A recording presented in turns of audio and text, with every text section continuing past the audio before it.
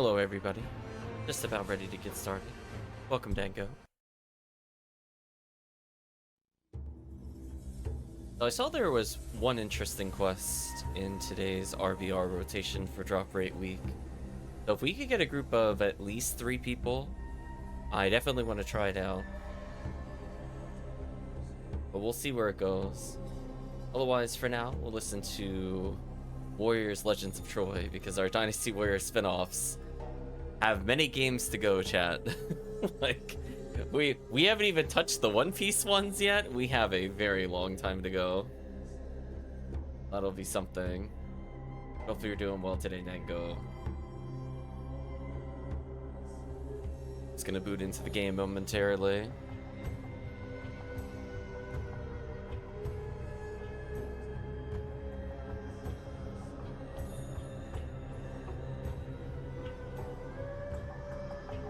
The One Piece, it's real, yeah, pretty much.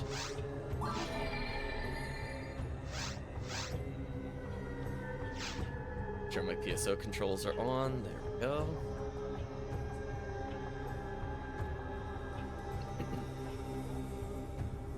So speaking of Heaven Punishers, I'm gonna let you know, the one quest that's good is shockingly episode 2. It feels dirty to say it, but I honestly think today's / this week's RBR is incredibly strong. So if we can get some people for it, let me tell you. Oh, I see people off in the corner. So we have Sweep Up Operation 1, which I'm gonna let you know, kind of a terrible quest. We're not running it. Penumbral Surge 6, that's the one that goes to Tower. It has a lot of ill kills, and then Sweep Up Operation 10, which honestly is also kind of garbage. So there's only one quest really worth running. I'm just checking to see if it's even beat. I guess for now, while we warm up, if it's just me and Dango, do some purple ID warm up. If we could get a 3rd person, I would like to go to episode 2. The reason I want to do it is that this is one of those rare opportunities where drop rate and rare rate are going to stack. So almost every single enemy gets a full bonus from that. So the chance of getting a Heaven Punisher as well as V502 are really high. So I know HellCleave was asking before whether or not there were certain quests that were worth running. Oh my gosh, yes, please run this quest. As long as you have a team that can do it, it is really good. And honestly, I think all of the V502 IDs at least could get something there. Green ID being the worst. I mean, is anybody surprised Green ID is the worst choice? But in terms of the other choices, Red ID actually isn't too bad because you get a decent chance of Twin Blaze. And it's not bad. So if you do happen to have Red ID, you might as well run it. I actually think I like Purple more than White ID here. There are a lot of Del Lilies, but honestly, there's enough of other enemies where Purple ID just kind of gets value in general. Try to do some warm-up pod while we wait for people. Yeah, so I would like to run that quest very heavily today, if at all possible. It's one of those quests where I don't really recommend 2-player. And again, I don't know if I should make that a tag in the quest guide. Like, pod is like, if you're not well equipped, it could be difficult for 2 people. But it's different in a sense than, you know, you're not well equipped to deal with tower. Because there's going to be a lot of miracles and miracle-esque type enemies.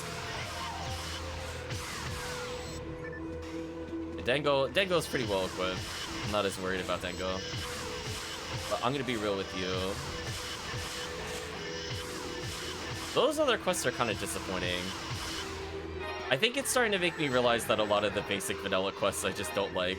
Which, I mean, to be fair, I think that's also true with episode 2. I think it's just more prevalent when you get something that isn't Mines or Ruins from the vanilla quest in episode 1, how bad those quests feel, and how kind of lackluster episode 4 feels.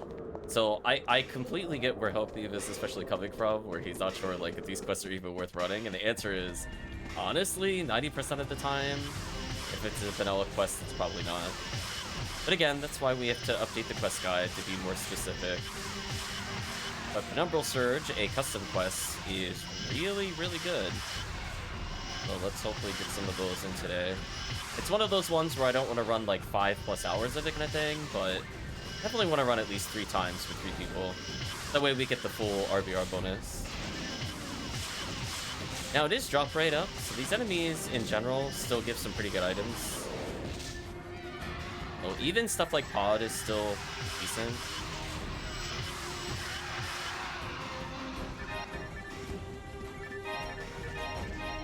I'm just deciding if we should do any like Viridian resets today. I would say if we had the newer players on Massive Attack, I would probably do more resets for the team. I'm gonna help Dango out a little in the first couple waves. Like he's not totally alone later. There we go.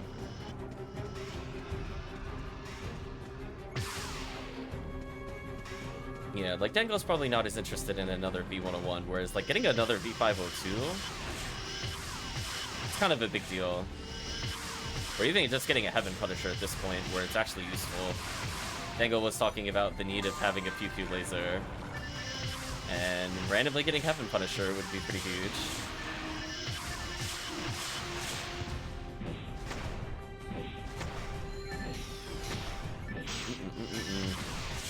Oh, it's kind of funny, because I was looking up what was required for the Divine, for like the always shooting Divine Punisher, and I was like, oh, the only thing I really need is more purple rings. I think I have a purple ring, but I need more.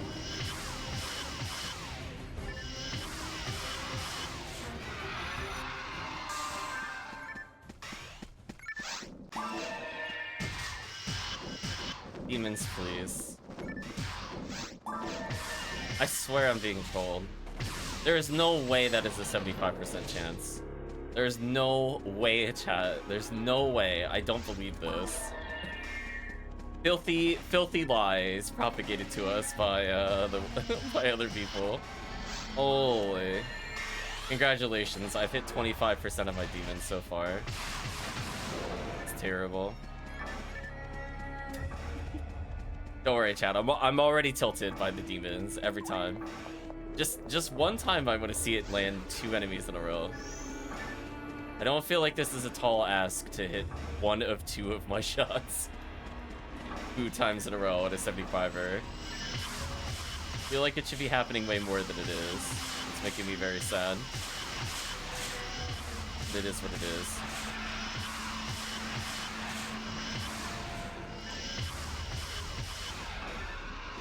I'm also just trying to think if, for the Massive Attack, where we do the resets, if there's any other ID that I'm not thinking of.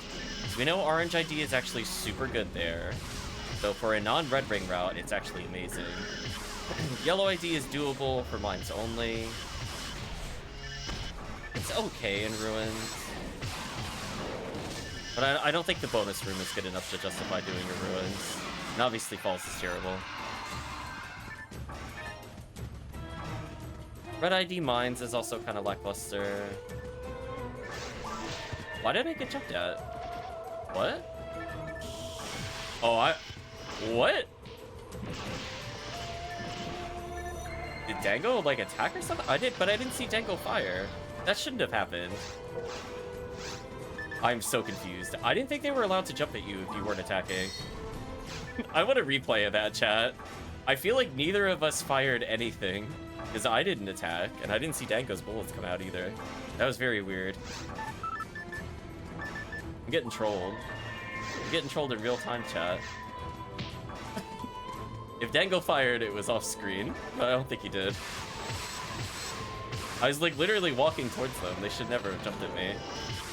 If they do the slow-mo jump, that's one thing, but that wasn't the slow-mo jump. That was the, haha, you deigned to press a button in my general direction. That was very weird to me. Yeah, like, see how that one's not even jumping at me still while I'm firing? Like, that's where I'm like, what happened? Actual madness. Oh, I don't know. Tomfoolery happened.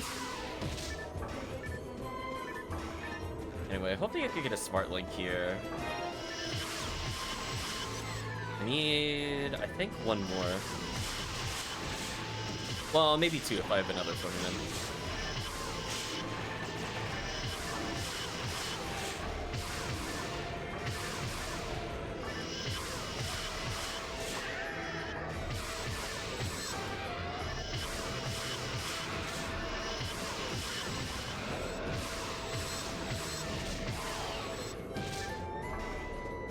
Long.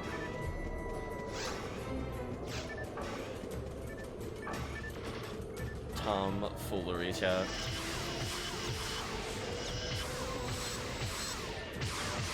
Goodbye, Rappies. Being to land demons. You landed 50-50. I guess that's acceptable. Chat, I guess. Well, wait, what? What was that?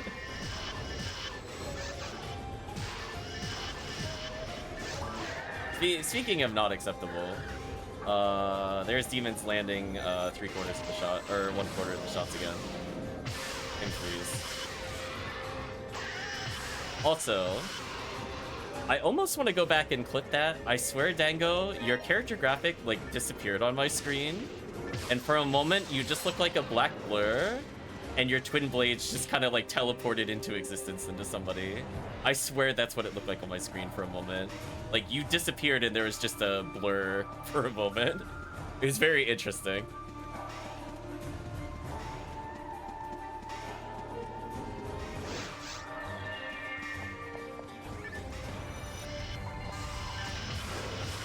I'm definitely curious if that ended up in the recording or not, for sure.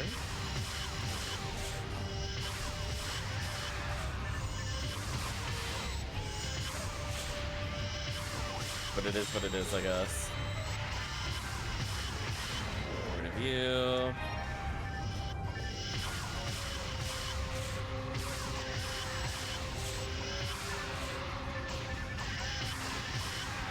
Tango going in.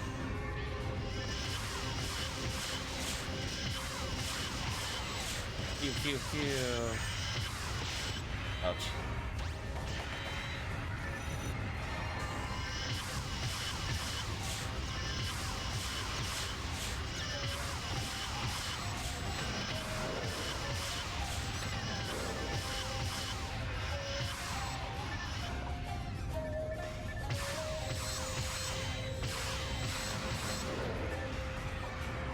Yeah, I think right now in the quest guide I just marked whether or not like a quest is soloable, but I don't think I really talked about if a thing is good for like 2 players versus 4 players.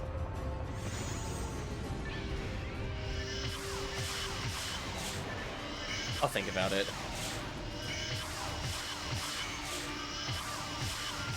Most of the time where I'd only say I would recommend more than 2 players is if the quest is actually difficult.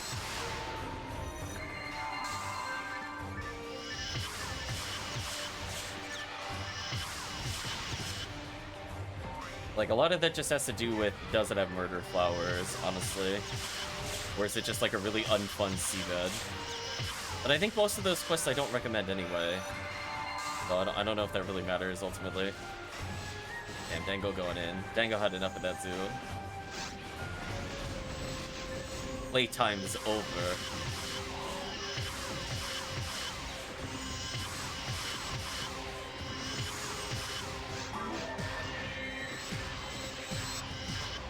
Oh my gosh, demons work.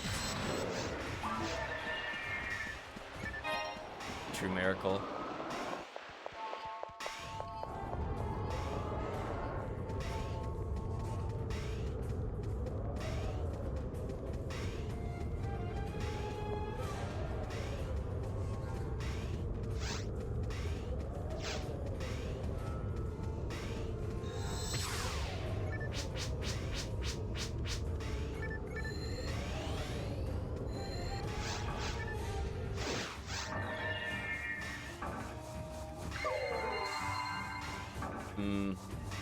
Welcome to No Rare, boss.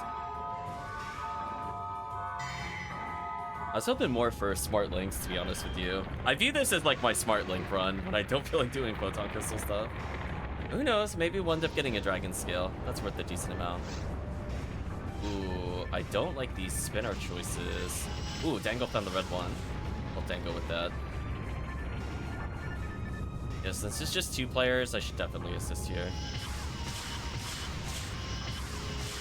Then when it gets low, I start running away.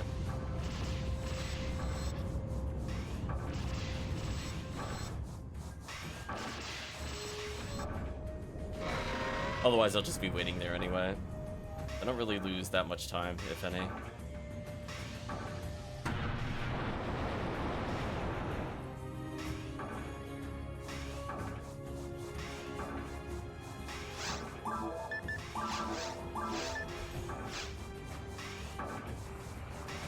Let's see, will I get punished?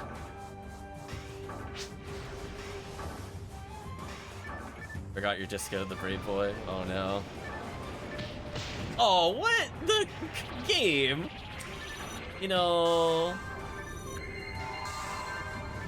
Upsetting moments in history, chat. Well, that was upsetting. That was incredibly rude. Holy. I went to go get hit by the missile, and then the spinner knocked me into it. Holy. Well, good thing I wasn't at low health. That would have killed me.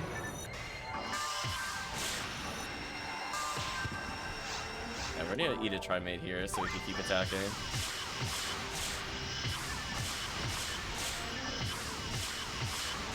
That was a very perfectly done shot on the enemy. That felt good. Nothing got desynced there, despite that the garbage spinner placement. Holy. Getting trolled. No! He did the laser the wrong way. I couldn't get hit. I'm so sad. Life is unfair. Life is unfair, chat. I should have been lasered. I get no wiggle here now. I've lost the game. It's over. Pack your bags, chat. It's I got defeated by episode 4 boss. Where's the wiggle, chat? All monsters eliminated.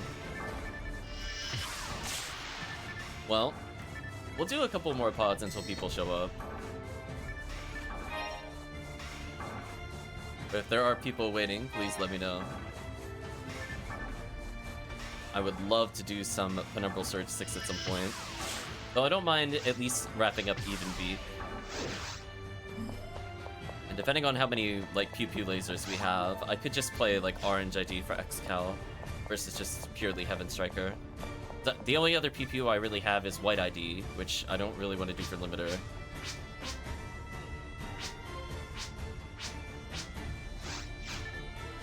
Or Green ID, which is also kind of not worth doing.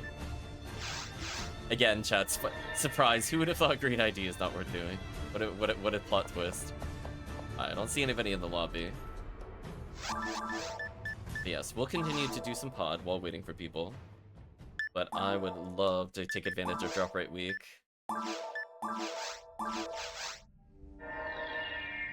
So we have more than enough open slots.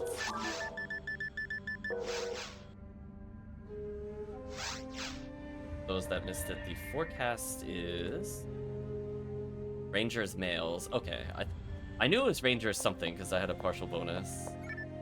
So the time of the Ramar is here. Hopefully by the time we complete this quest, we'll have some people with us. And we'll do very high enemy density quests. The reason why you want to do so is that with drop rate up, you have an increased chance of photon drop. You don't really want to do necessarily like a pod per se. Not to say pod isn't good, it's just that you could get more value from like even something like Red ID TTF. I think you get more value from the drop rate week. So at least I could say there are items we're hunting, it's not just purely boss only. Like, doing White ID during drop rate week sounds terrible to me. Purple ID's okay, because at least there's a lot of weapons along the way that make sense to try to grab. That's why we have like the 1 in 3/4 chances of vices.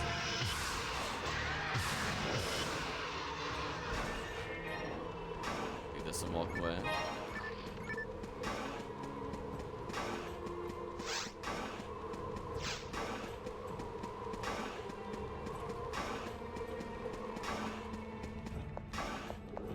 Phantasmal World 2 would also still be really good here.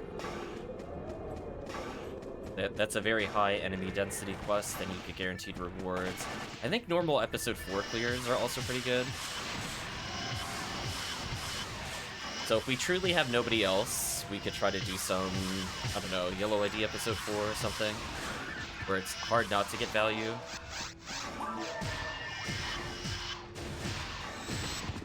I am so sad that didn't kill. Demons actually cooperated, but my crit didn't. It's so sad. I tried.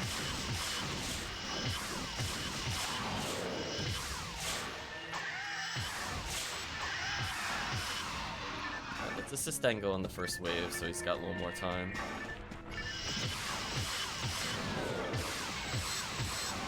There we go.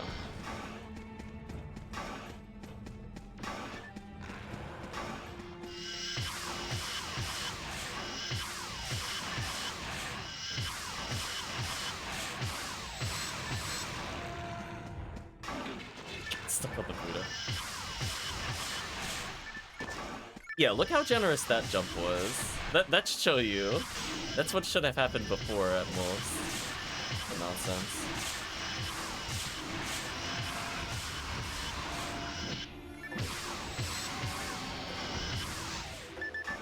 I'm gonna say, I don't think I have a melee weapon. I think I bait you into attacking and then punish you.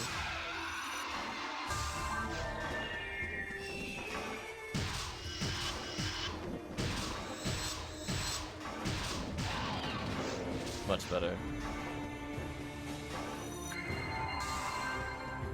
Go a fun time.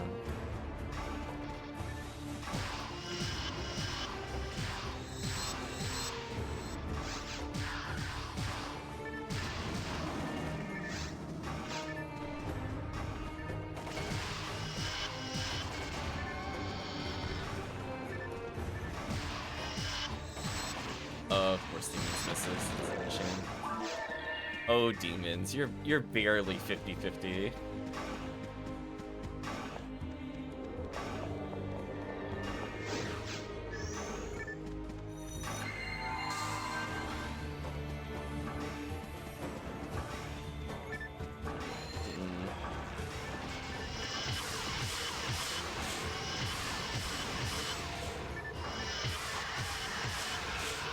Were those demon mechs? Why was I seeing the demon icon there?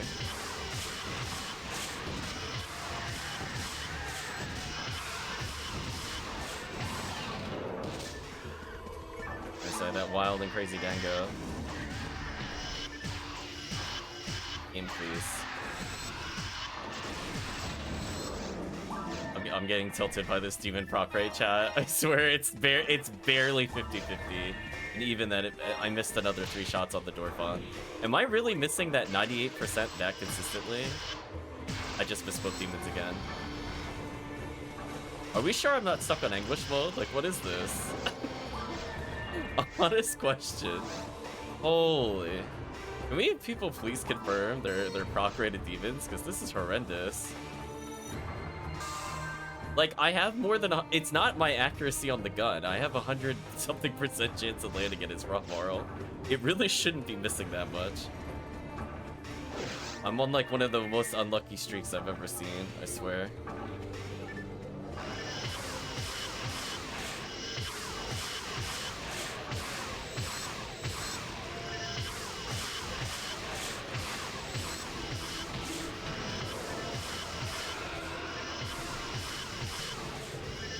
Oh wow, Dango has returned. I think he was getting his Fiska.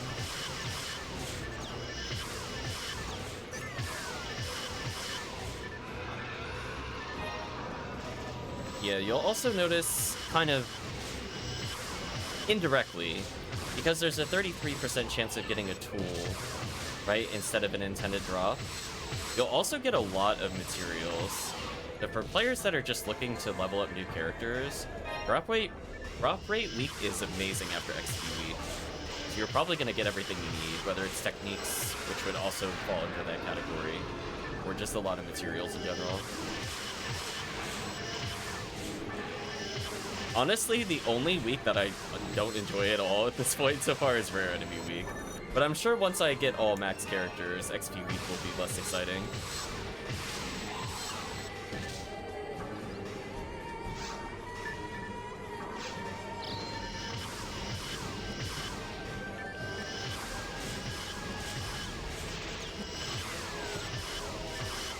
There we go, I timed my slow-mo shots.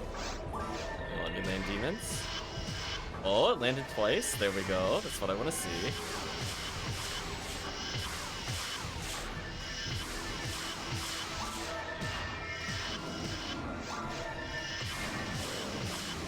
Wow.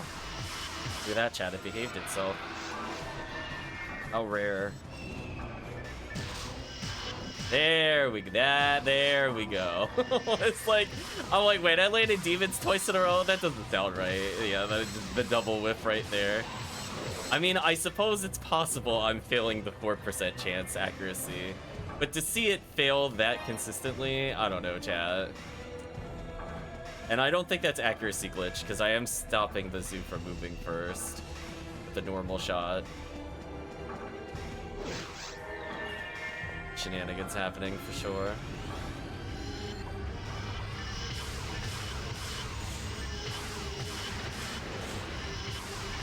Damn, still no Yashimina replaces from this run. It's a little disappointing.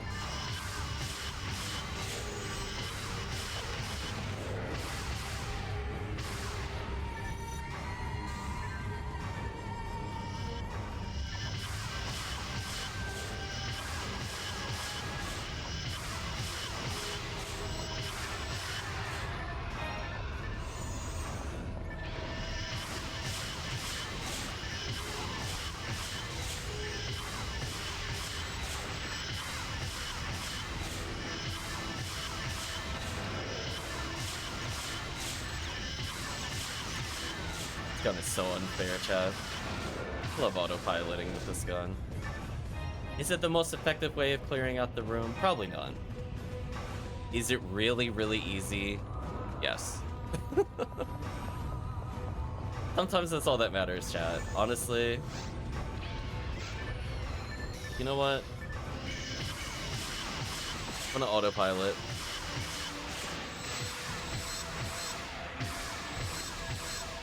I like how the game gave me the target icon, but it didn't retarget my gun. Did you notice that?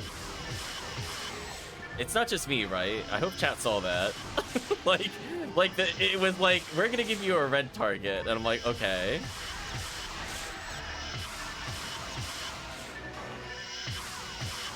Please. Run, Dango, run.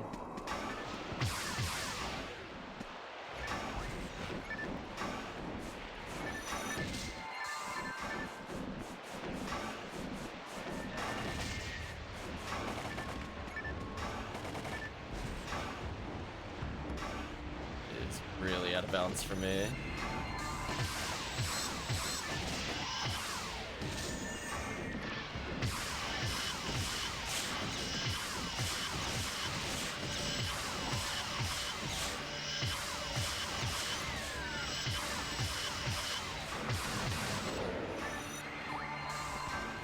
Speaking of materials.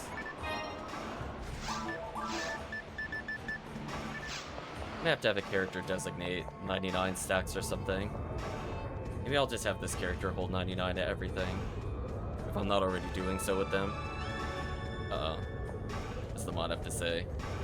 Warm you forgets a warm welcome home gold Taichu. I don't know who that is.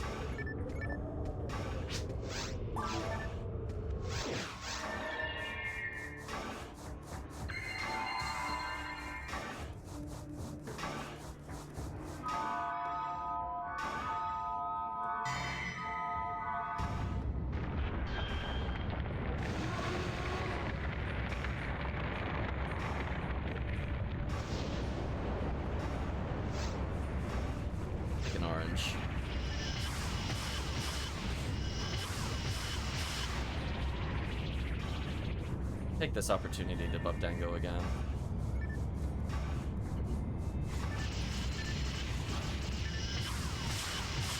That'll help.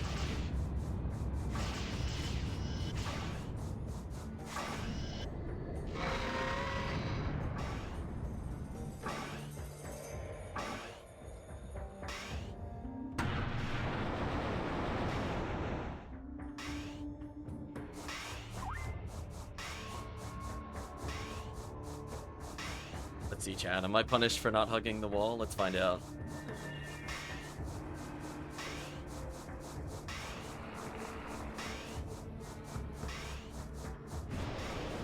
Oh, almost punished. Almost punished. Nice try, though.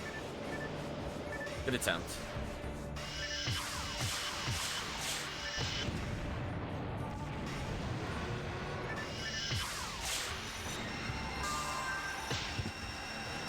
Timing there. That's unfortunate.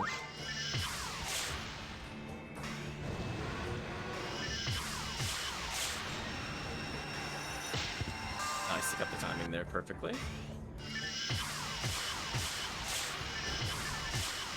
Yeah, look how much damage I get when it's not spinner. I'm not gonna greed on this one, I should be fine.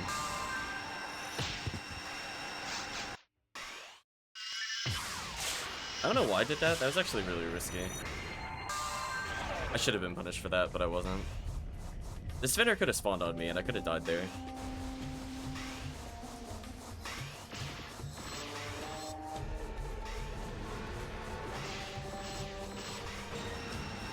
No! I got denied the knockdown again. Damn. All said no, apparently. Denied. Oh well, we tried. I'm not gonna lie, it would be really funny because we're playing purple ID if we just got like 70 hit chargeback guns or something. In theory it could happen, it is purple ID.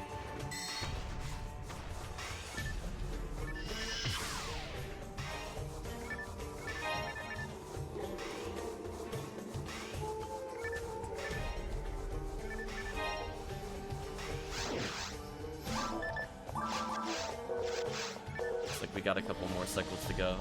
See if anybody's waiting for us in the lobby. Otherwise, we'll probably switch quests soon.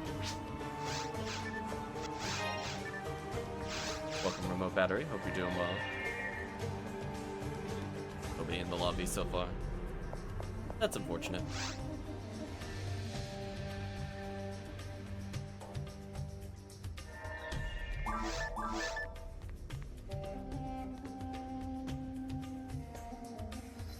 I forgot to post that I was doing a stream here. Hold a second.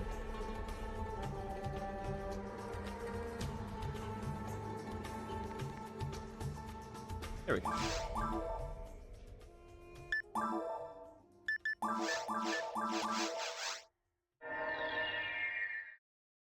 Mission in the desert music. How are the hunts so far? So far nothing.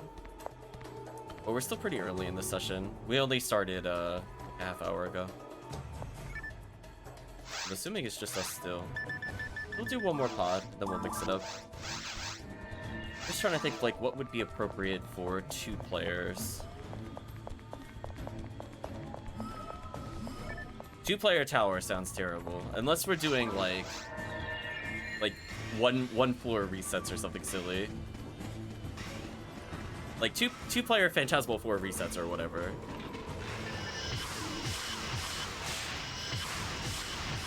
Actually completing something like Phantasmal 4, that's another story.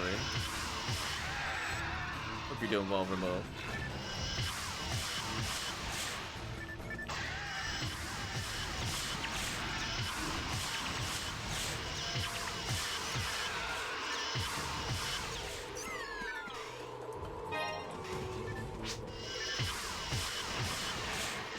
Yeah, we could technically do some SJS resets.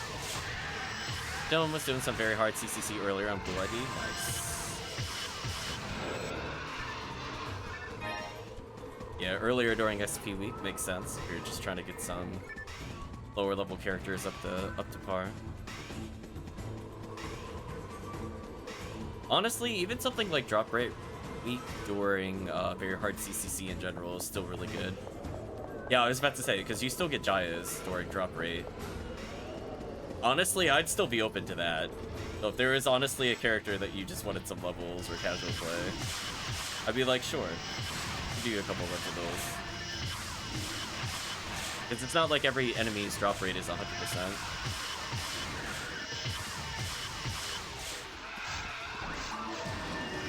Oh.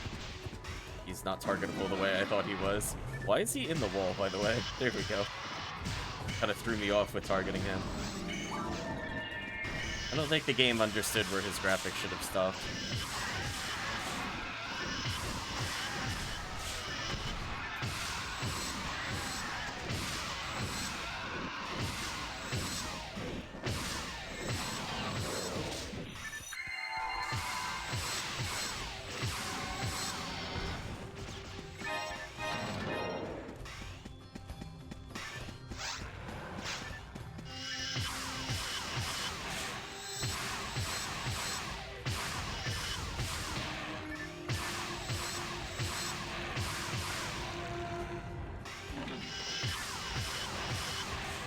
Step too close. There we go.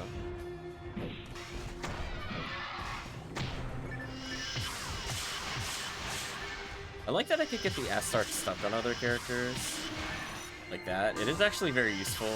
That way you're not just constantly backing up from the Astark. Oh, I'm gonna die here if I don't heal. Seriously. There we go. It was a bit sloppy, but whatever.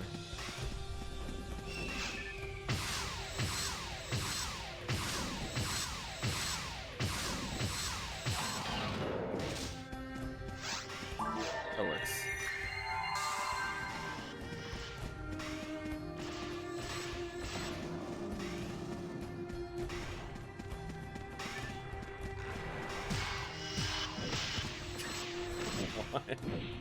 One day, chat. One day, demons will not just fail me every mission multiple times. One day. What's the point of having a, what is it, 65 sniper? 70. It's a 70 hit sniper, chat. I still cannot land demons consistently. What absolute madness that I still can't land it on a Ramarl. If this was on Ramar, I don't even think there would be any accuracy missing. It would literally just be all heavy specials. Considering he's able to hit episode 4 enemies this consistently. Or she is, anyway. To tell you something.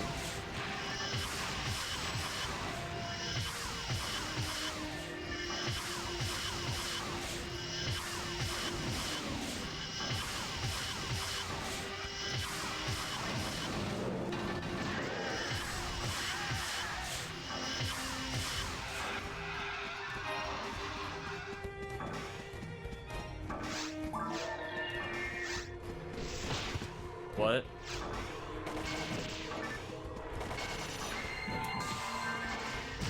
Again, I feel like something's not behaving correctly there. I definitely want chat's opinion on that. Why is it leaping at me if I'm not attacking? And nobody's attacking? Honest question.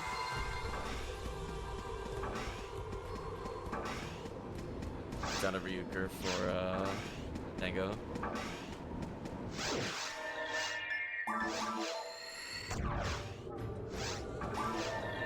I feel like that's actually some tomfoolery that's happening there. Right? Because it behaves a similar way to the teleports in the underground.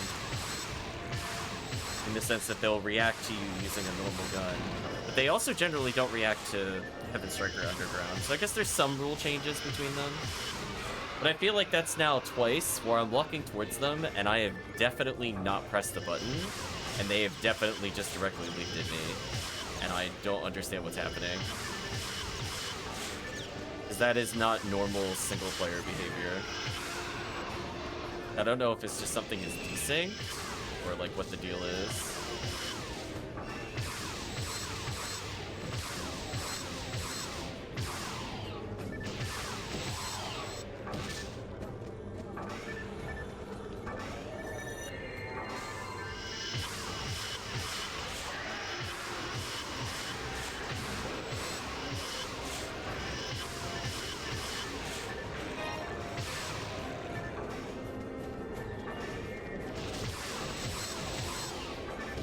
It better not be something stupid like where it's technically checking a flag on whether or not I've completed a combo.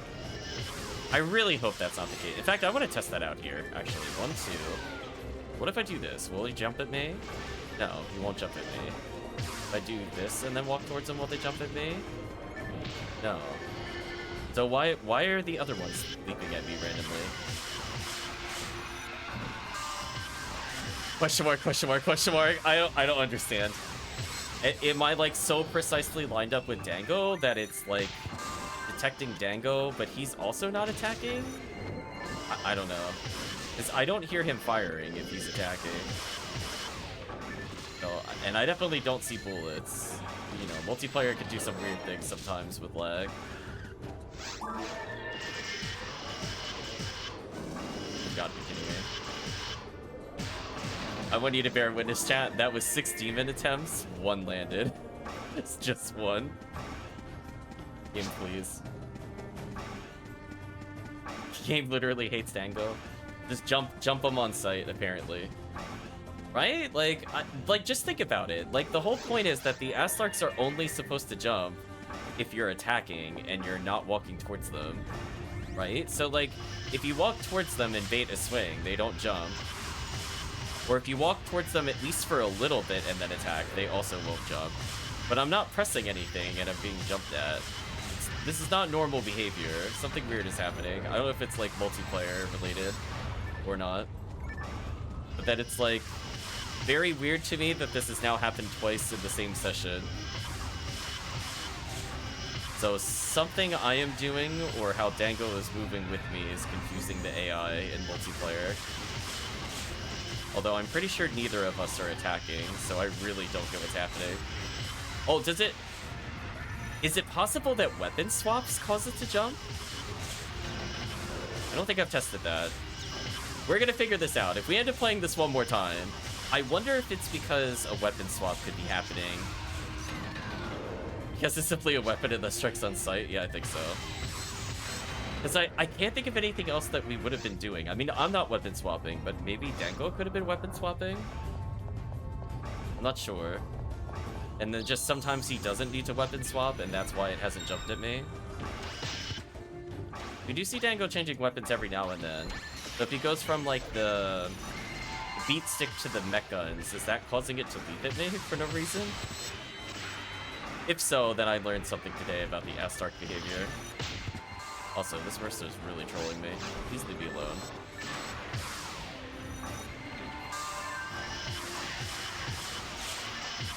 Wonder if that's what's happening. I'll let Dango kill those. I believe in you, Dango.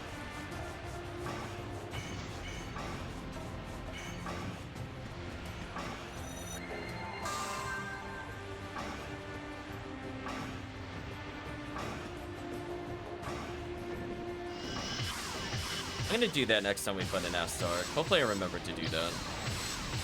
Oh, we still have some even beat time. I'm just gonna try weapon swapping in front of him and see what happens.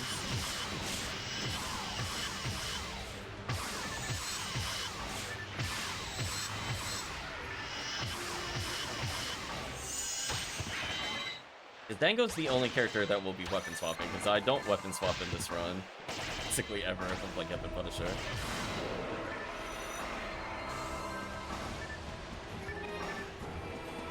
Could be why I haven't noticed it before, because I'm usually playing horse here, like 90% of the time, and then or PP laser. Welcome, Rafe. Hope you're doing well.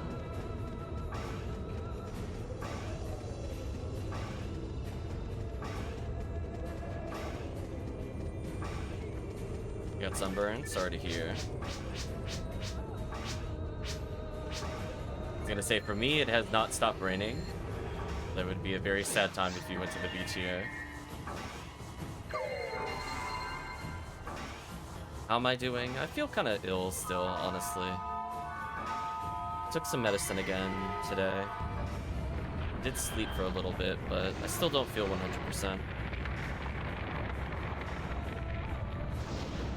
Been feeling sick since Friday.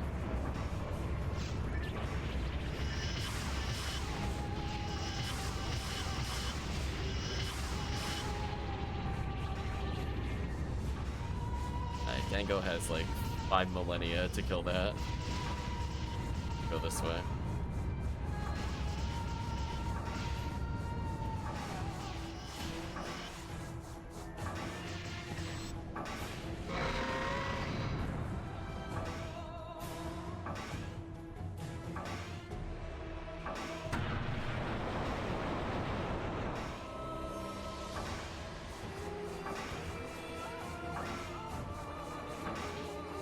You know what's funny? I got into the room so quickly, it was still doing its wake-up animation.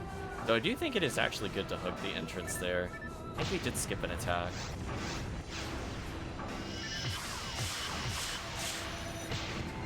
Good heal.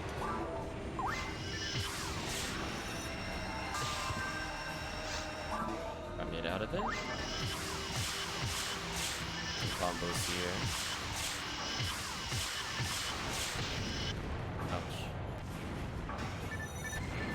Through it. Preempt to fire 2 shots. I think maybe that's what people don't understand about the PP laser. I think I'm now understanding why people mess up the PP laser. I think out of habit, I don't even realize I'm preemptive firing the shots. And I don't think I've explained that to people. My bad. People that are wondering why I say you could get 2 shots there. So because, like, your animation does take some time to wind up, I pre-fire the shot before it's targetable because I know it'll lock on eventually. So if you're wondering why when you see people on stream with us shoot twice but then it misses one of them, I think they're waiting for the target to become a different color on their screen, whereas I actually don't even bother timing it.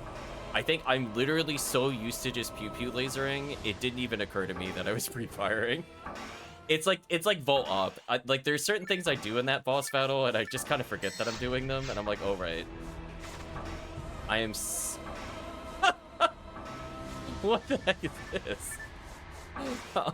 I guess I'll go pick this up. I'll show Dango. I mean, like, I guess this is good. I guess I'll keep it. Well, purple ID paying off, question mark. Well, I now have a 50 hit, 40 native, 30 machine charge ray gun. Dango says think it's better than yours. What are you using, Dango?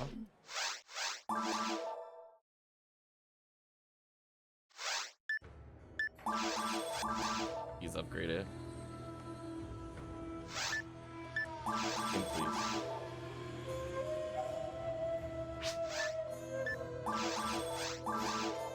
Game fleets. Are you messing with me on purpose, Tekker? What is this? Stop this. Hello? Stop this.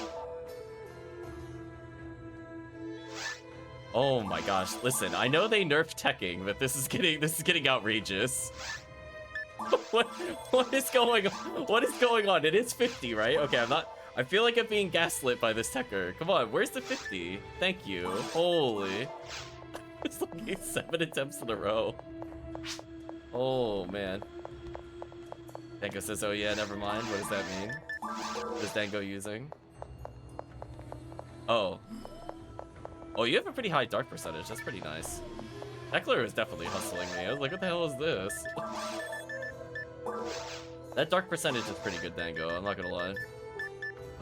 No! Charged Vulcan was in the store, but it has no hit percentage. Damn you, weapon store owner. The one time, chat. The one time I get Charged Vulcan. Come on. What a tease. What a tease. I'm shaking my head. I'm disappointed in everybody here. Oh yeah, no, it's pretty good. I was gonna say, if my thing had dark percentage, I would have offered it to you, Dango.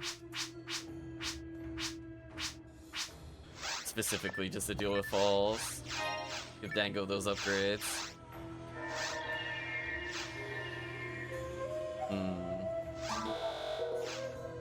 Let's see. Let's mix up what quests we're doing while we wait for people.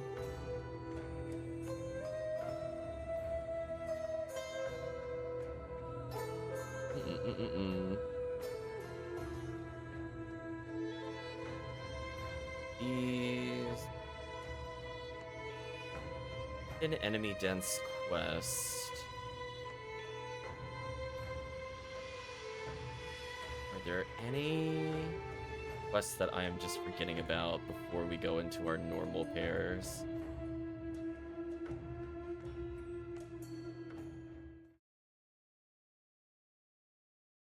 Yeah, it's not worth doing Phantasmal World 2 with 2 players. Not due to difficulty, but just due to lack of extra cannon or extra coins. Sundry is not worth fighting there. Sinnoh Gold is kind of okay.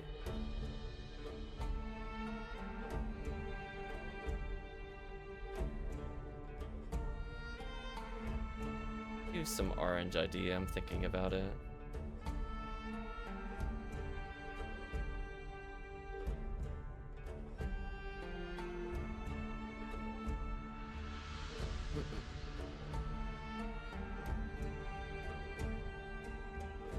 Question is whether or not I want to do episode 1 or episode 4. Do you have any preferences, Dango, before I select something?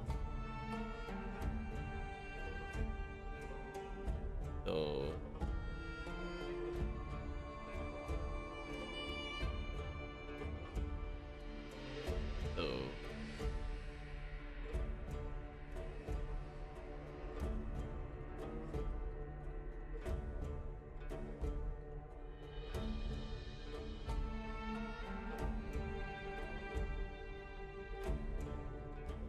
see if I'm forgetting anything in lower areas that I should be taking advantage of.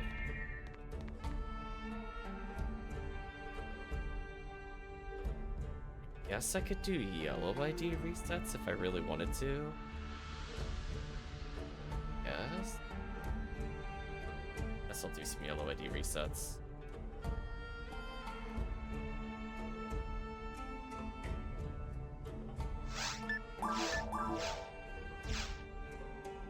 Yeah, I wish that percentage of machine was actually in... Or I wish that percentage that was in machine was in dark, but I wish the percentage in native also went to machine. So that way I could have used it in Seabed or something.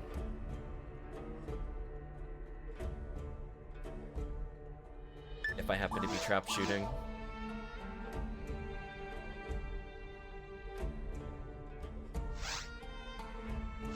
Yep, I guess we'll just do some yellow ID runs until more people arrive. Yeah. We could just get like 3 people. I will immediately play tower, because there is a really good quest in the RVR at the moment. Let's do this for now. I'm sure more people will trickle in as we play.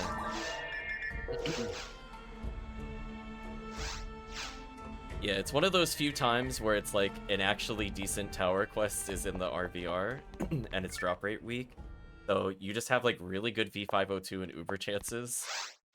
But we'll do something that just has high enemy counts in general. Go grab Psycho Wand and then we're good to go. But tower is not exactly a fun 2-man experience, put it that way. There's only a couple of exceptions to that rule, and this is not one of those. Would it be purple if you wanted Heaven Punisher? Absolutely. I was White ID is actually okay on the upcoming quest. I actually think purple ID is better. I was kind of comparing item by item, and like, yes, you get Psycho Wand, but the drop rate is pretty abysmal. Wait, what? Oh, I think Psycho Wand's higher than I thought. And there's some decent enemies in purple in general.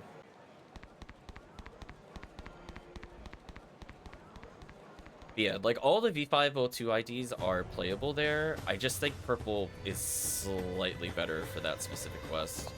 It is one of the better quests if you do want to do white ID hunts, or if you were looking for like Pinkle Heart of resets. That quest is also really good if you want that item. So like for people looking for very specific things, that quest is actually a best, like a actual literal, not kidding, best run that you could do for several items. But whether or not it overall has more value than other quests, it really just depends. I think even from like a purple standpoint, it's still really good. Right? Because like it has a pretty good amount of gibbles. Not good enough to say like it's a #1 quest, but it could be like a 5th placer. I wouldn't mind that as like an old Gibbles kind of thing. If IDs do get something good from them, it's not bad. I just don't think it's strong enough to say like, oh, you know, I'm gonna bring yellow ID into tower. I don't think it's that level of strong for some of the alternates. Nice one-ton drop. Yeah, otherwise we'll probably be playing for Heaven Punisher there.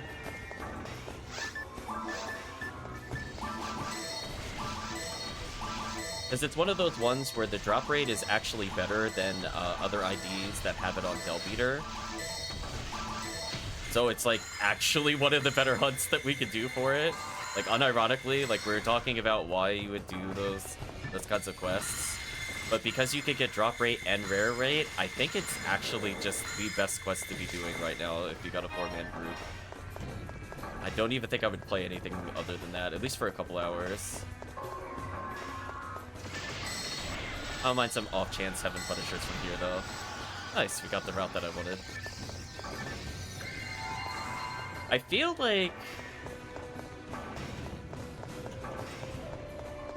I really want to do more gameplay of this quest. I'm really curious about something. How often the first time that I play a quest does it choose mines? To figure out how quote-unquote random it is. Because I feel like if we do this 3 more times in a row and I get mines 3 times in a row, it might not actually be random. I'm very curious. So if I do this 3 more times in a row, and I get 3 of this in a row, then I'm gonna be like, You can see, like, the Crimson Assassin drop rate is also not terrible in this quest. So, it's not, like, fantastic, but it's way better than Del Lily.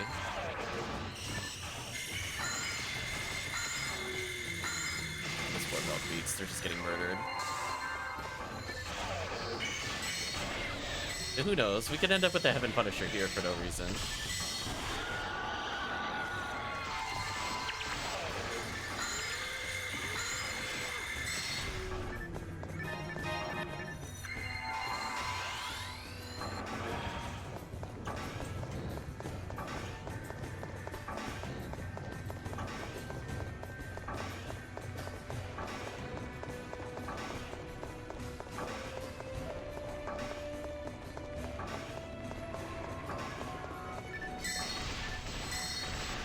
Could you imagine if the door path was chosen by what enemy dies last? Can you imagine if it's actually not random? We've just been misunderstanding it the whole time.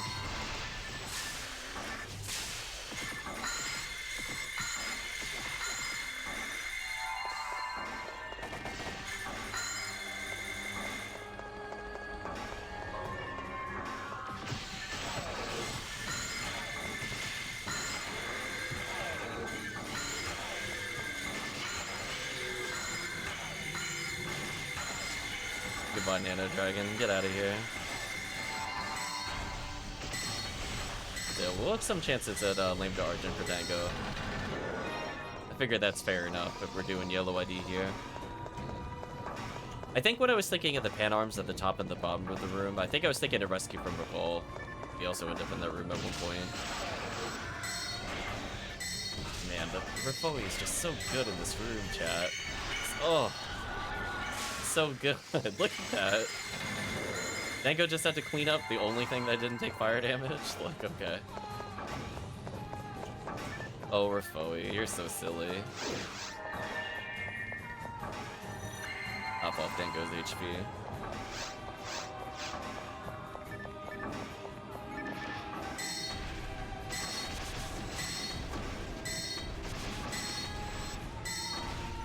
So again, areas that normally don't drop a lot of items due to bad drop rates are a little buffed here. Love to see it.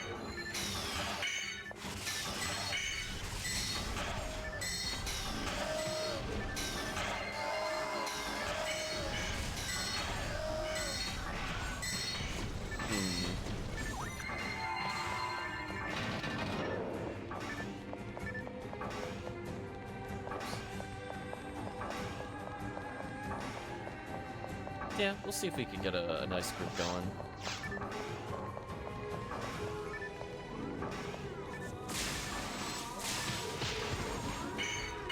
That's a good freeze. Now I can cause them to hit each other. Bye. I do like that even though they purposely make the Sinnoh trigger by putting an enemy between, not the Sinnoh, the Baran's trigger early because they put a Sinnoh between you and them and they bump into a creature. I do like that because the Sinnohs will leap at you, they're also going to body block for you in multiplayer. In single player, it doesn't matter. Multiplayer, it matters that they do that. So I appreciate that they didn't make that Gill Chicks and that they made those Sinnohs. Those are the kinds of enemy choices I want to see when we're talking about enemy spawns. Because I'm not going to lie, when we're playing stuff like Christmas Fiasco, those spawns are ultra annoying. Because they purposely abuse the fact that like Barans will auto-fire if anything bumps into them. But then they make it like the most annoying enemy possible. Like some of the other custom quests I've seen put dub chicks between us and Barans, and those actually aggravate me. Oh, we got the bad path. So sorry, Dango. We tried. We'll at least clear out until we see the dub chick, but I'm not clearing beyond the dub chick. What a shame.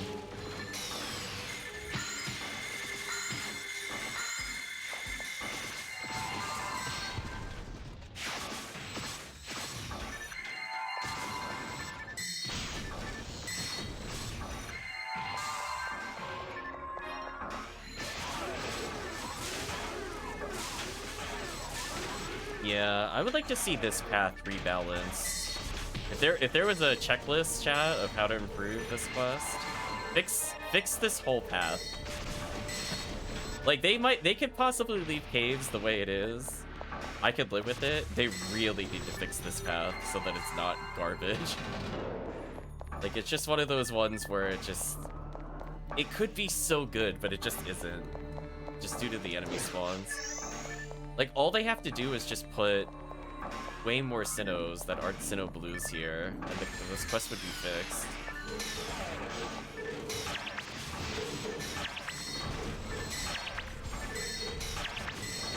Or as I said before, if it's gonna have the gimmick where you can't kill the dub chicks, it should just keep spawning things in other than the dub chicks, so that there's something to do. That way it doesn't feel really boring.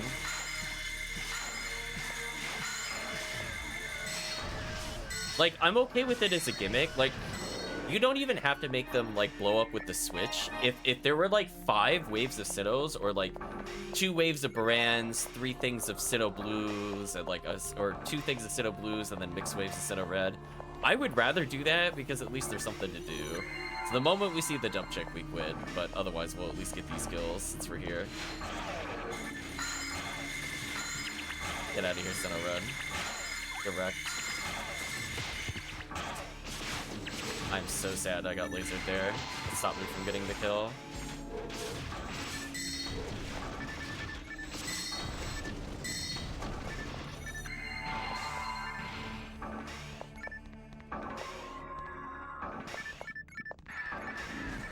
So we'll at least kill the Barans.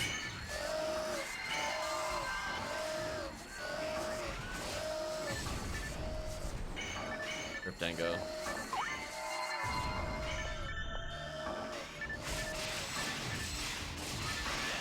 So we'll get additional V chances out, but beyond that, we'll see.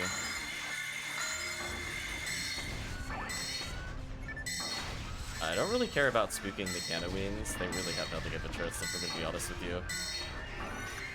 Like, oh no, Magic Rock Moolah, we missed you.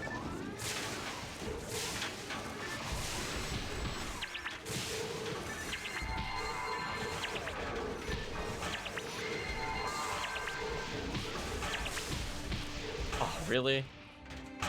That sucks. That's fine. I was gonna quit out of the game anyway. Just was hoping not to get tagged there.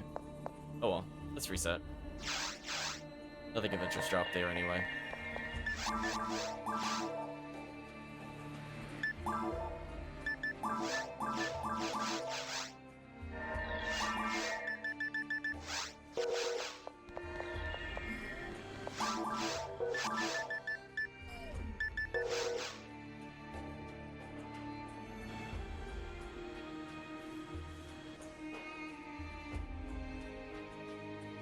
Yeah, we'll do some more episode 1. We'll see if anybody's around. And if we're still 2 players, there's a couple of quests that I was trying to think of where at least there's stuff Dango would be interested in, or even stuff that I could level in and be okay. I'm definitely happy that Voidana is like 164.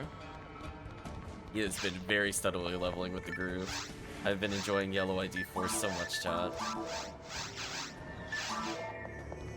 I would have thought Red ID would be my most played Force, but honestly, Yellow ID, pretty close contender for top 3. I play a lot of it. And also, shockingly, Orange. I've been playing a lot of Orange ID, where, like, if you look back at my videos, even from, like, 2 years ago, I don't even know if I played, like, my faux numeral, like, last year, for example, the Orange one, before Cycle 1. I feel like I didn't on stream. Got time for run-ups until the next hour if you want to try that for episode 2. Oh, absolutely. We're just gonna check to see if this quest is a good path, and then we'll hop into episode 2. Or actually, if you're ready now, I'll just reset now. I'm okay with resetting early, if it means more episode 2. We'll come back to this later.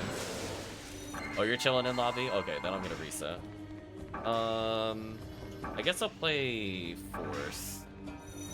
Let me just Reaper out of here. I'll abandon the run. You're purple already.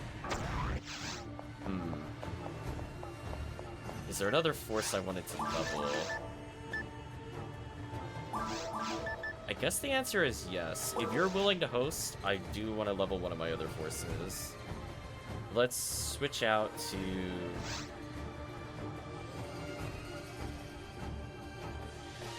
Probably my Sky ID Force has my least levels. Oh wait, no. This quest has Epsilon. No, I can't mess around with that. I just remembered. I'm like, wait. Like, wait a minute. This quest is Epsilon. That's gonna go very poorly. I will switch into my White ID Force. Is better geared for tower. But we'll remote make the game, and we'll join Remote's game. Yeah, this character is already ready for tower. So him getting extra levels is just good because I'll be using him for Omnispawn quests anyway. So any extra XP he gets now is perfect. Right? Because his accuracy is pretty good.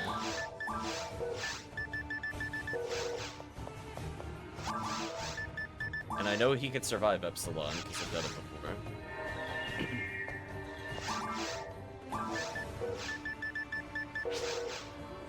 So we're gonna do Penumbral Surge 6, which has a very high density of Ilgils and a modest amount of special flowers, honestly.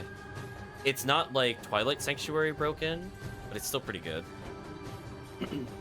And I think due to the fact that it is an RBR, I think this quest is just straight up better than doing Twilight Sanctuary on purple. Which, don't get me wrong, I also think Twilight Sanctuary purple is something we should be doing in the future as well. But with this combo of bonuses, like, we have such a good chance of getting an item here. And look at that portal. It's something.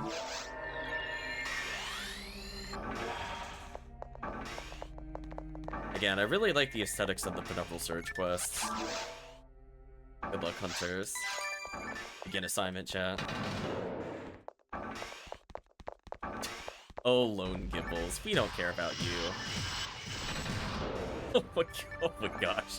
The demoning fall by all the ATP from the team was brutal. And we're done with you. So yeah, you would clear up to the 3rd floor just for Del Lilies. So like this kind of reset, if all you wanted was a Del Lily pink ID reset, this is what you would be doing. So I think I might rate the Del Lily challenge very low on the difficulty scale. So I'm gonna go update my quest list to reflect that. Because I do think that this run is very easy if all you want is Del Lily. There should be more Del Lilies here. Yeah.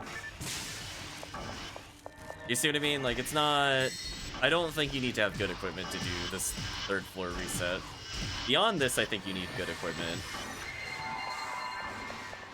So, like, you would ignore the Rego box, kill the other Dell Lily, etc., etc.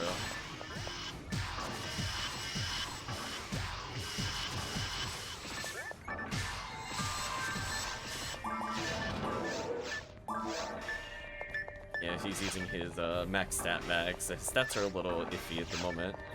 Okay, that's what XP is for. Oh, our first V5 chance. Yeah, a 1 in 1. So we literally have a better chance at getting a V502 than an XCal right now. I want that to sink in for the chat, how unfair that is. Like, 1 in 1,000 drop rate for V502 is, like, godlike, chat. I just want you to know, like, that's actually okay with how common they are in this run. This is fun. So doing this quest approximately, I think I counted maybe 13 times, should result in a guaranteed V502. Let alone if you're playing with multiple players, then most of the time somebody should have it within like 5 or 10 runs. I was gonna say, I think a Delpheater is here. Interesting that it didn't hit me when I beaconed, but it hit the rest of the party. That was interesting. I wonder why that happened. Bolt-on drop, nice. Rewarded for playing. So yeah, the enemies that also don't usually drop items, like the stupid flying robots, are also super boosted by the drop rate increase. Because if I remember correctly, their drop rate is terrible. It's like 20% or something. So getting a 150% on it is kind of nice. Oh no.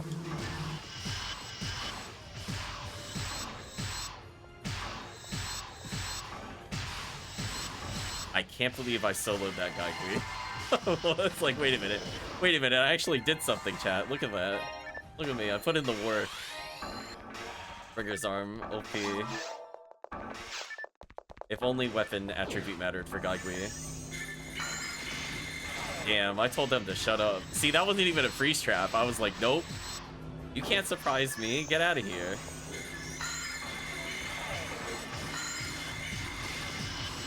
So you can see where White ID would also be pretty solid, because there are, I want to say 60 plus Dell Lilies.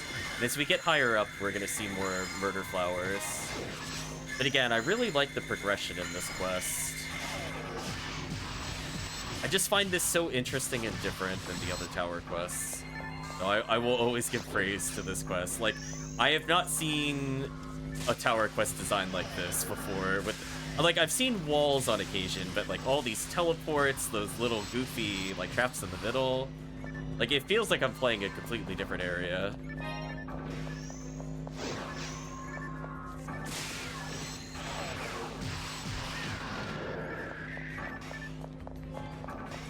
And there's the warp back if you need to go back. Oh, healing circle.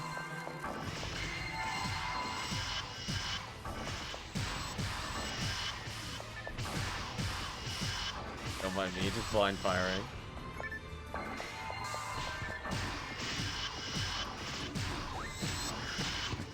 Oh, I actually landed the demons there. Nice.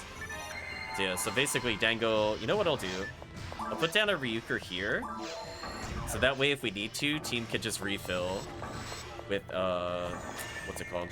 Their traps. I think that would be a good use of our time.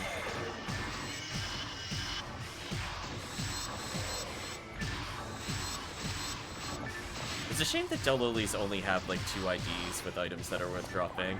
I was kind of shocked that green ID, of all things, without looking it up, chat, can you guess what green ID gets in tower from the Dell Lily? I was so disappointed when I saw what it was. I was like, was it always like this? Did they nerf this? There's no way this item is in tower, right? Anyway, the answer is Asuka, by the way, chat. I was absolutely disgusted that that was a tower. I'm like, could you really not give Green ID something? Like, it's okay. Make their Dell Lilies good. It's okay. Just give them something, chat. They already don't really have anything interesting on any of the other hunts. They get Flame Garment, I think, from Ilgil, which is not great. Don't have room for Photon Drop, that's awkward.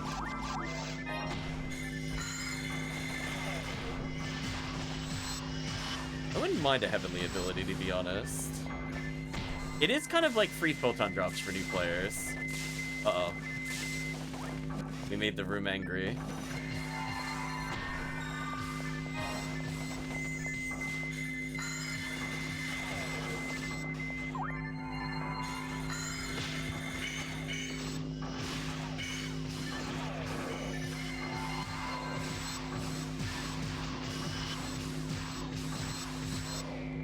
Yeah, we just shot him down.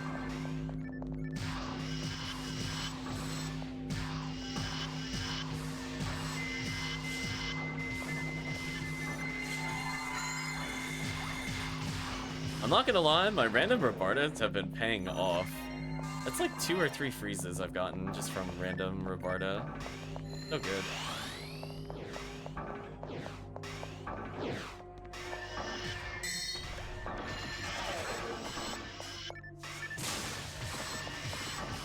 Barda level 29, get out of here. You're not a real spell. Get out of here. There's another Heaven Punisher chance.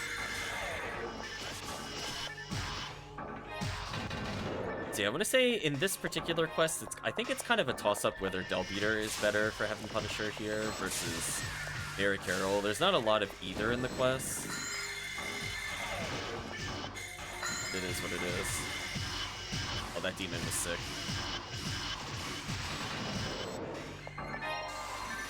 Yeah, again, I can't wait to get this character more level. I'm gonna crowd control them with Ripoe. Which also does decent damage through the defense.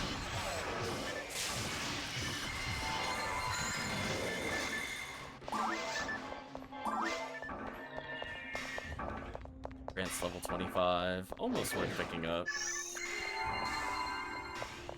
I think I need to have Blight Divine on here or I die.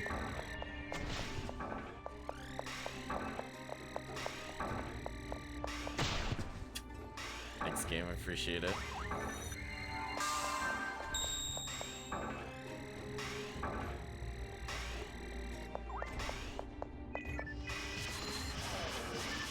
Damn, team said no.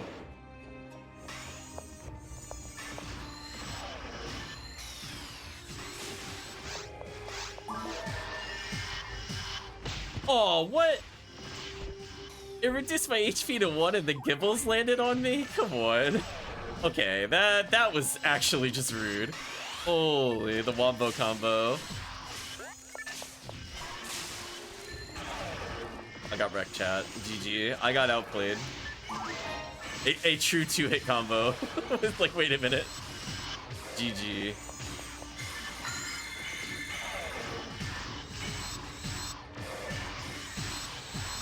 Yeah, like, none of these spawns are, like, too crazy. Like, it's definitely, like, we'll get used to them a little over time, don't get me wrong. But we're not fighting, like, 5 million Mary Carrolls at the moment. We're doing really good for just 3 people, to be honest with you.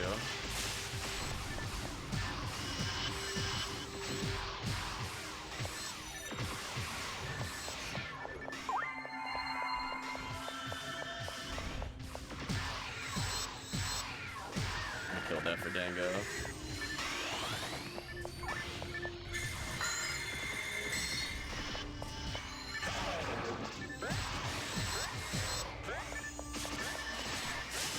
Yeah, I wouldn't mind another V5 unit, honestly.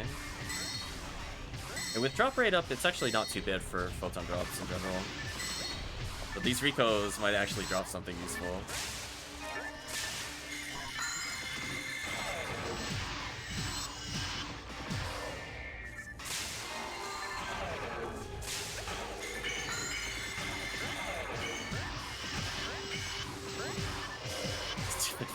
That recon was body blocking like a pro, I'm not gonna lie.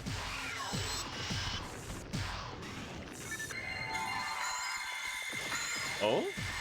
Random freeze on the Rico box? Get out of here, Rico box.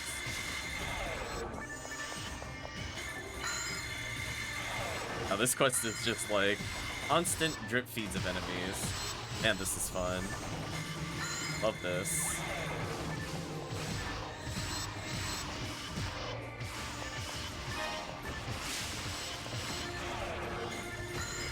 It'd be a little chaotic to know where to stand, but this is one of those quests I definitely want to learn how to do it better.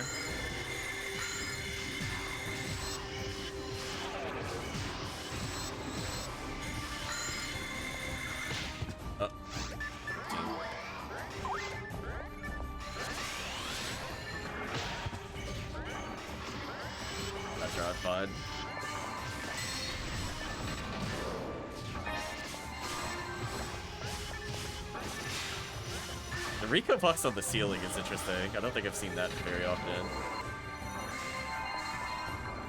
Double Epsilon here, huh?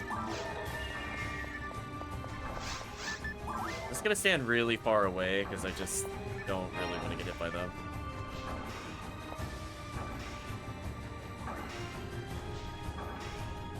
We believe in you, Dango. Although if they shoot at me like that, that's okay. Rip remote.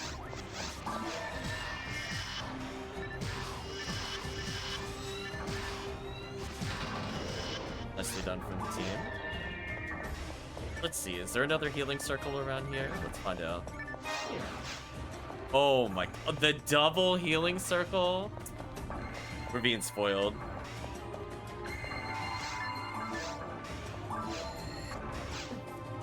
What a great placement, chat. What a great placement to go into the next area. Don't mind me some Heaven Punisher chances here. 1 in 8,000 is honestly not the worst. I deserve that.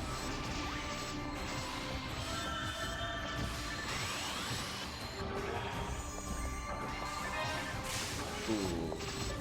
Oh.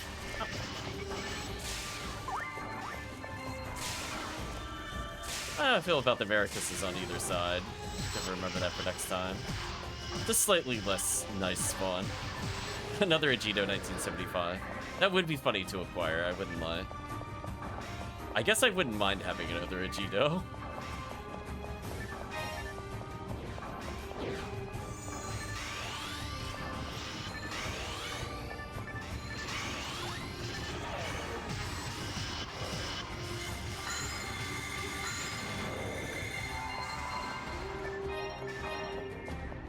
Dark room gimmick.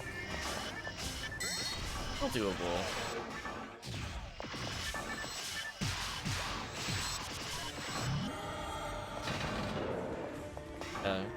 Dark room with very limited places to be, I'm also kind of okay with. It's not like we're in like a long hallway of like unknown enemies. Like the enemies are forced to be close to us, so this is okay. Probably one of the few times I'm not gonna get mad at a dark room gimmick. If the rooms are this small, I don't think it matters. A little scary.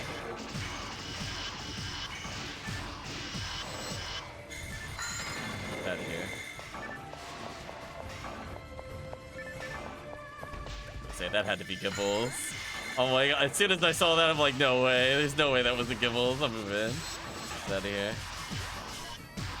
Heavenly ability wouldn't be too bad on one of my ults. I got the random freeze. Love to see it.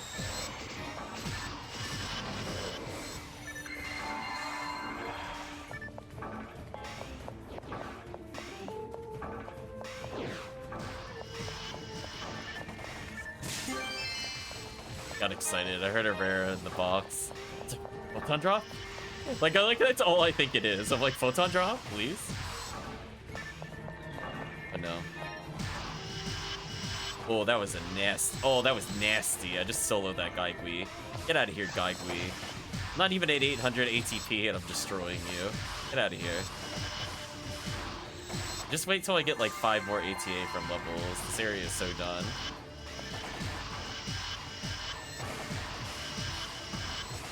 And a lot of demon whips there. That's unfortunate. That wasn't even accuracy. It was just whips. No, 2 more accuracy would help with the second special. Ooh. Kind of an unfortunate position. I remember correctly. I don't know if I want to kill this Dill Lily right away or not. I might just stall it here a little.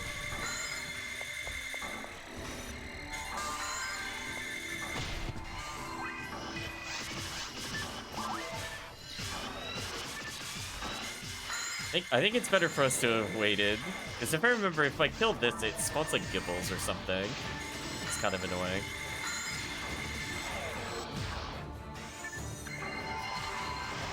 Oh, so far just Dill Lilies. Interesting. I'm so sorry. I couldn't prevent that. I was just entering the room. Now, I'm trying to remember where some of the Del Beater spawns are. I think they're mostly intuitive.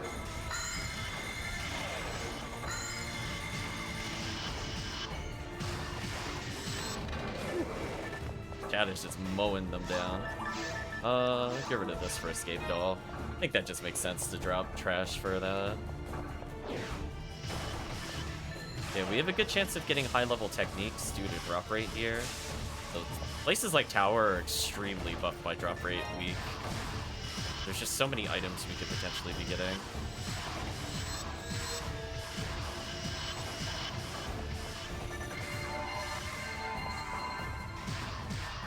They try to clear the way a little bit.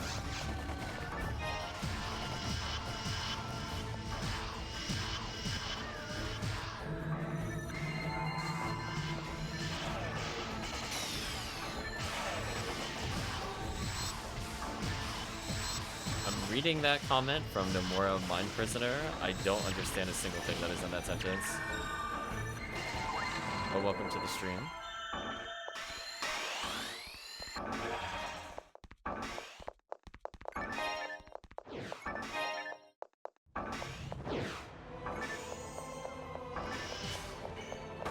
So let's continue climbing for now.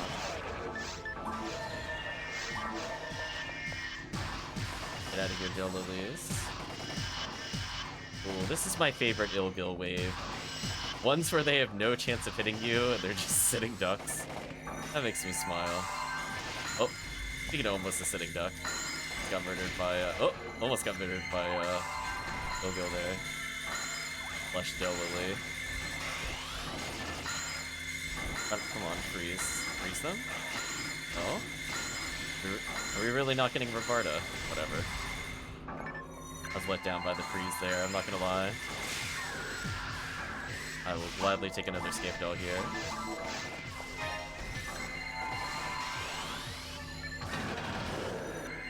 Entourage is a made-up Martin Scorsese movie and Poop is a parody of streaming services. Oh. That would be why. I don't follow a lot of, like, quote-unquote meme stuff. I'm like, I am so far removed from that, I don't even know how to explain it. I just, it's good to know, I guess. Rid of these enemies.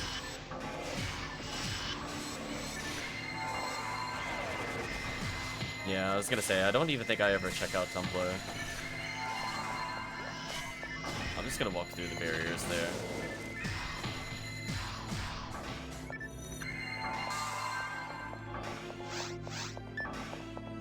Those. Hopefully you're doing well today. Oh, frozen before I could target. That's unfortunate.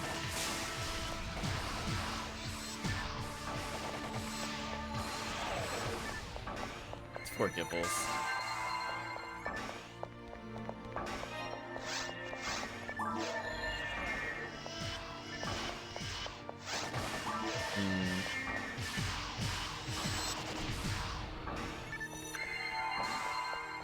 I was gonna say, if Ping was in the chat, he would be right around alongside you. He does reach into the depth of obscurity with some of the references. That ear Gibbles. Fortunately, I don't think he's here today. I'll let him know. I'll try to go back in the stream chat and share it with him just to see what he says to it. Get out of here, Delbeater.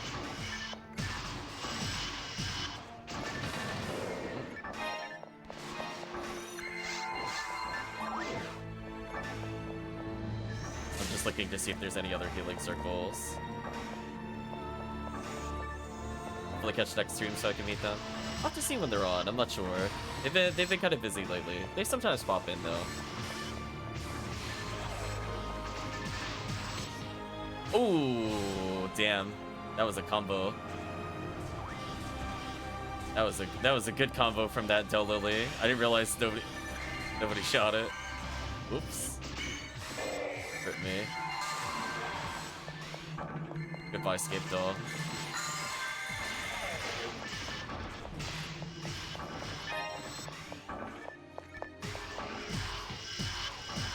Oh, actually landed the demons there. That's kind of sick.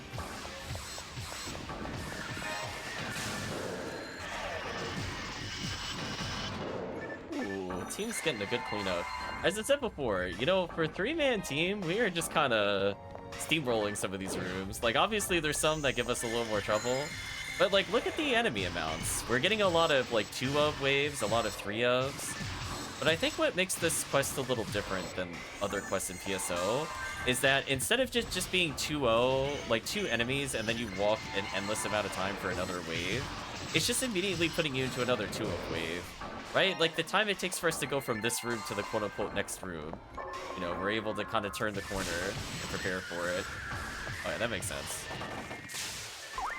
Yeah. That makes sense. Ooh, I could sunlock both of these for the team. So far for 3-man, I think most of these waves are fine. I don't think there's a point where I'm like, damn, we didn't have coverage for it. So it's been very nice in just having like 3 insta-kills at most in a room. Or like doing stuff like this, where I can stun lock with Ripoe is kind of nice. So if they're gonna do stuff like that, I appreciate it.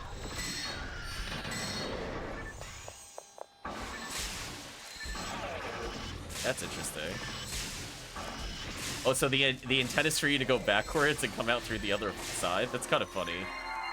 That is actually kind of funny, though. I'm not gonna lie. Yeah, we're not doing that. Right, chat? It was, like, nice attempt, but we're gonna hard pass on that.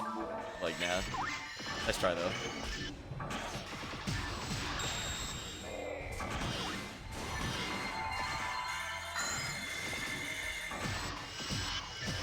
I need to move.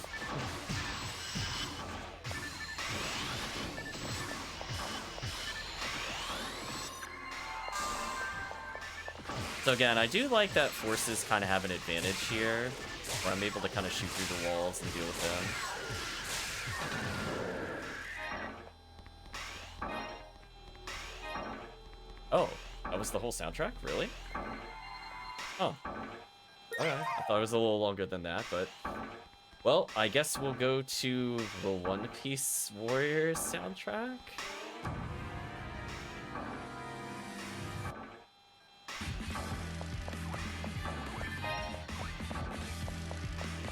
Also, no ceiling circle.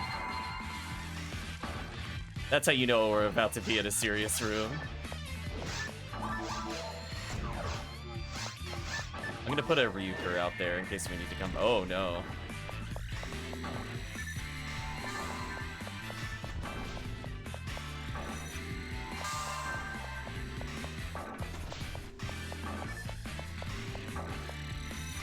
Ooh, Dango died. That's not good.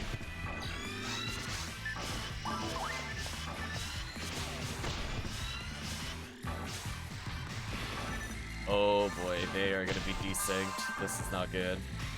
Would I recognize the name Fantasy Star? I have to research and remember what stuff I already know. I'm not sure.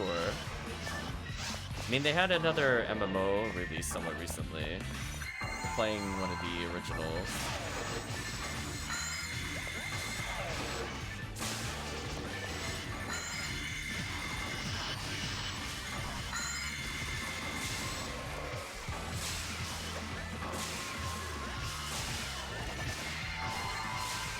So much attacking. There we go. You know, they had like the Fantasy Star NJS, PSO2, etc., etc. Been around for a long time. I mean, like what, the original games came out on the Genesis? Okay, now this is devolving into chaos, which is 3 people. But fortunately, we have a cast. If we did not have Dango, we would be in trouble.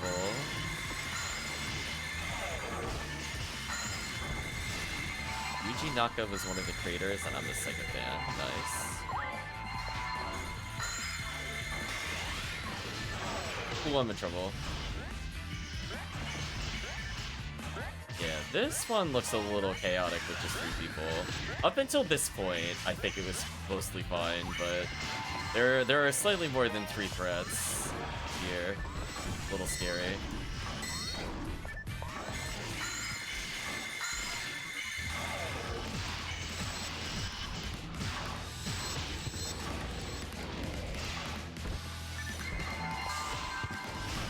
Ooh, I just need to be able to stand back up. There we go. Debuff time.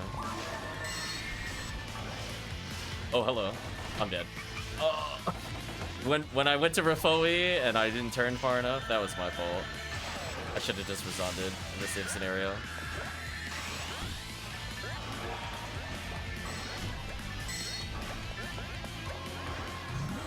Yeah, this final room is not messing around. Holy.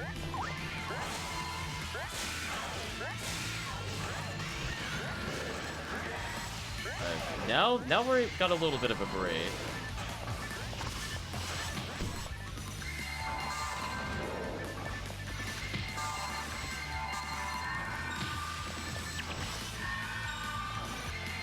Yeah, unfortunately, I don't follow the history of the games super well. Yuji Naka sounds familiar, but it's one of those ones I don't usually study the people behind the games necessarily. I think it's just at the point where all the people that have created games that I enjoy either have moved on from the industry or are pretty much at a point where they have retired in general.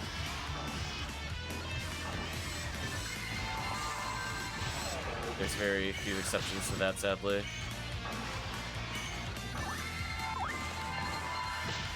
Oh man, we really need buff here. There we go.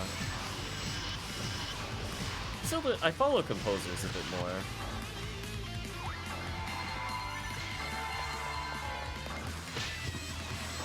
Holy. Okay, see, this is an example where if we had a 4th player, this room would be fine. This room's a little much with just 3 people. Like, because we can't deal with 3 Ilgil with only 2 ATP. I don't think this is possible. Unless we get, like, an amazing freeze here. It's not happening.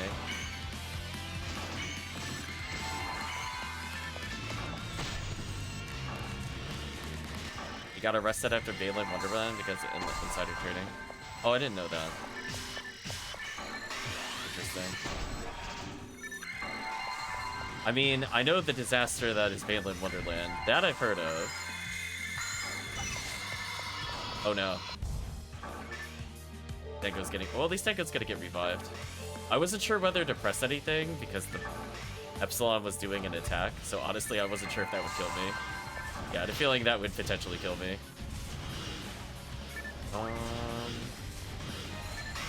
Yeah, we mostly just need these Ilgils under control. Now we're fine.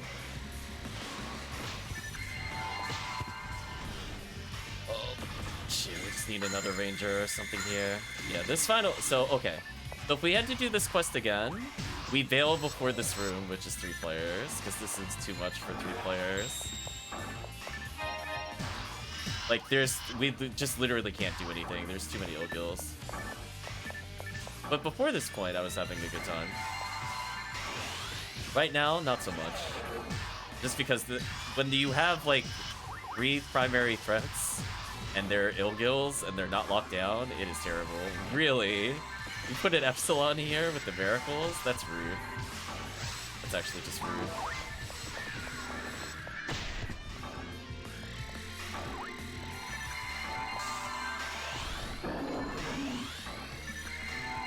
Yeah, this is a little bit of a rude room. Fortunately, I think we're almost done, because there's only, I think, 7 Epsilon total, and we fought at least 5 already.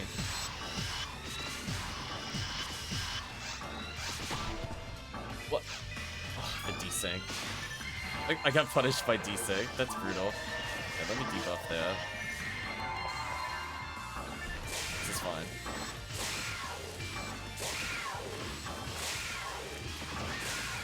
See, like, I can stun lock a room like this. I can't stun lock the Ilgil. This is fine. This is fine. For a Gaiguis or whatever. I can handle multiple threats in this room as long as it's literally not Quadrant Ilgil or something. So multi-Ilgil or multi-Gaigui doesn't matter here.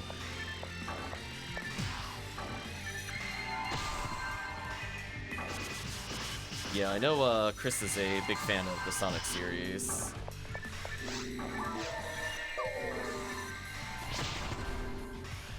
Oh boy. Well, I think we found where the remaining Epsilon are. At least they're not moving. This actually is somewhat useful. We can actually kind of time which ones we're gonna fight.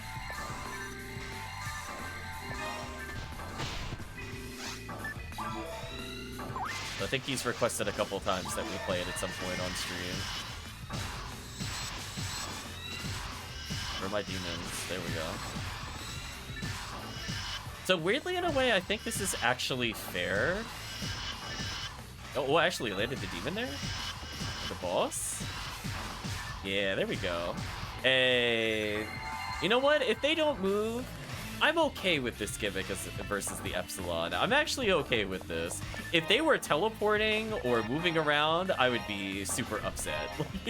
You would hear me go on this rant and tangent if they were allowed to move. But you know what? Them being stationary, this is fine. I could live with this. Gimmick guns would go so hard here. Does team need to borrow some from me? Yeah, unfortunately, we lost a lot of time in the final room, but the rest of it was okay. So honestly, if all we were doing was Ilgils... Yeah. I was gonna say, I'm pretty sure Dango whipped them out, because I saw the Demon Frog earlier. You're a massive Sonic fan. I'm like, I don't know. I'm not a big Sega enthusiast. I think I just didn't grow up with it.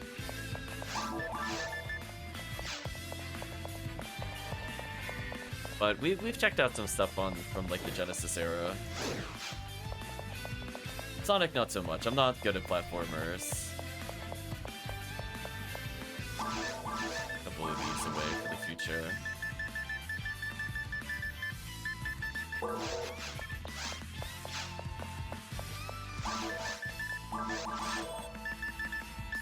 So I would say if all we were looking to do were Ilgil hunts, honestly, we could probably just skip the final room. Because that room does take a while, and the enemies there are okay.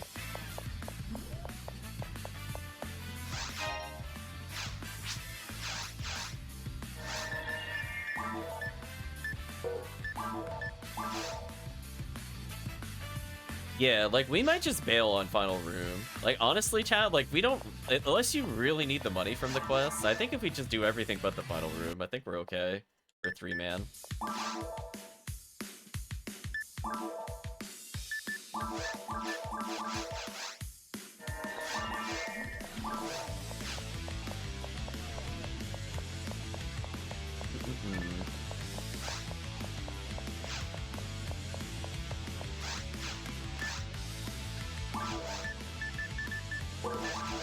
Yeah, Bailin Wonderland, I can kind of see what they were going for. What does White ID give? Dill Lily is Psycho Wand. Ilgil is V502. And then it might get Handgun Gold from one of the flowers. I think it was Maracus. Yeah, it's Maracus. That's not bad for multiple Ubers. Also, this may be your last run. No worries. So we'll just skip the final room. That's all. So I think everything up to that point was fair. But without 4 players, that ending was kind of rough. But recommending people go halfway, or at least clear the first tower, I think is doable with just a 2-man squad.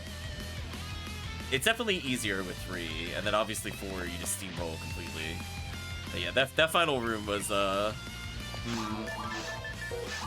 little suspect with just 3 players. Again, if you had like 2 Rangers and 2 casts total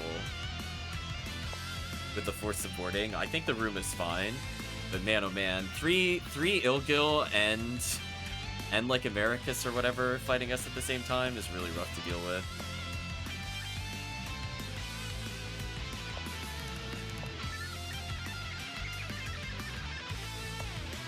Okay, I guess I'll start up the quest. Oh, wait, I made the quest. Actually, let's just reset, actually. We'll let Remote make it. I mean, we could do it on white, but nah, let's do purple.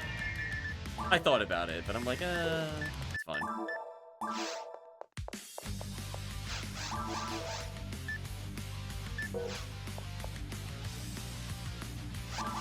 We'll just confuse Dango later. Yeah, like, white ID's good. It's probably... It's contender for top 2 in the quest. I'm between whether purple is better or white ID is better.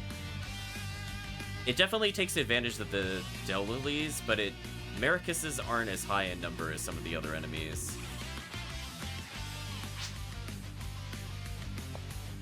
Good amount of Gaigwees. I don't know if I would do this quest for Gaigwees. That sounds miserable.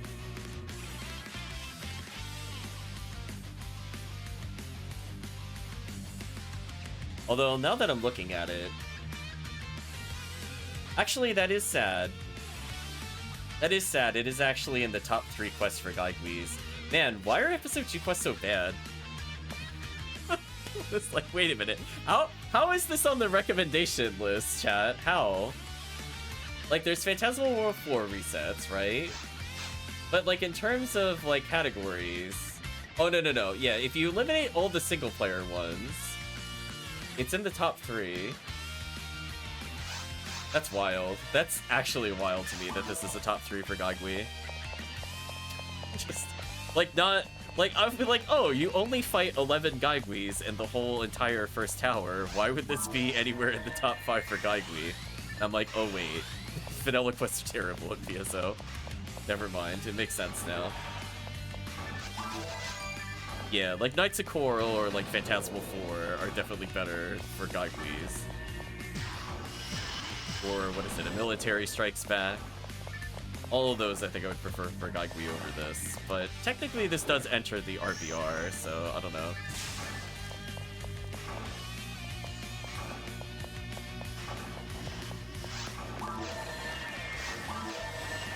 Poor Del Lilies.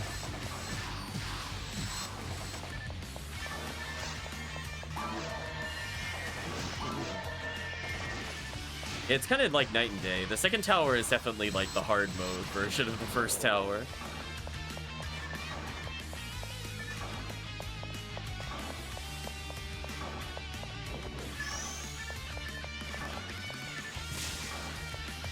I guess I should probably make note that it's technically a Gaigwee quest. I guess. It feels weird. I don't know if I would recommend it over Phantasmal 4.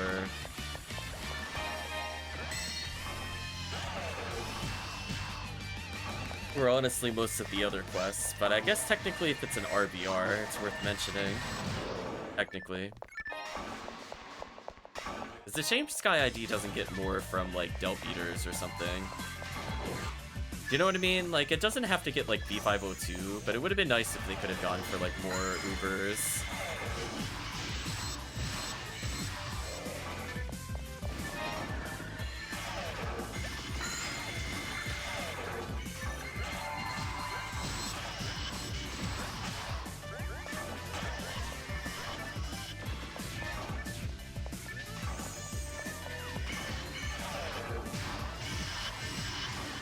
Yeah, I might have to differentiate between, like, people clearing first tower versus full clear.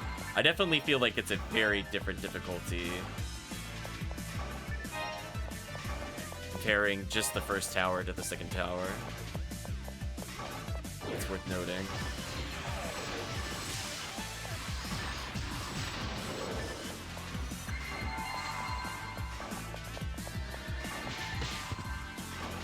I almost cast the spell.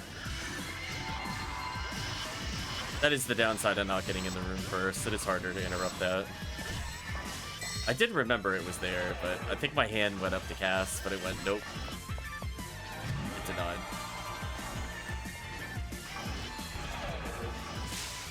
Hello, Gibbles. I'd like to not perish to you. Oh, is Gibble stuck on the wall? Oh my gosh. Thank you, poor pathing. You're my only hope.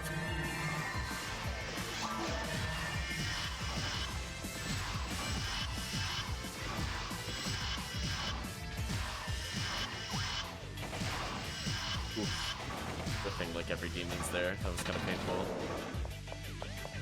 I tried.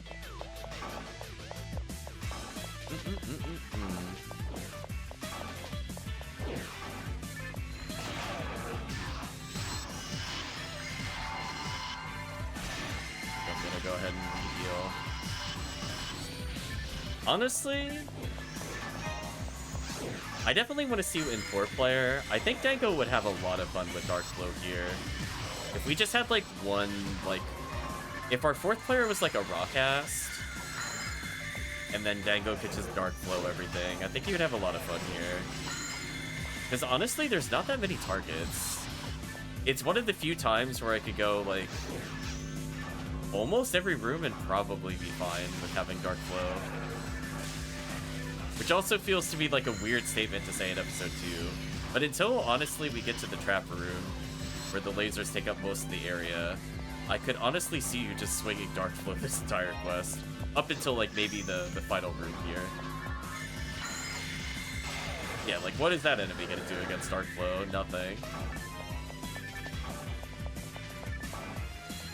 Buff people real quick.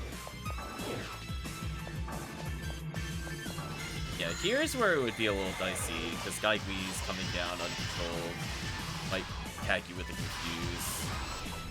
So far, that's about it in terms of diciness. I also like that there's yet another healing circle. Down a safety Ryuker.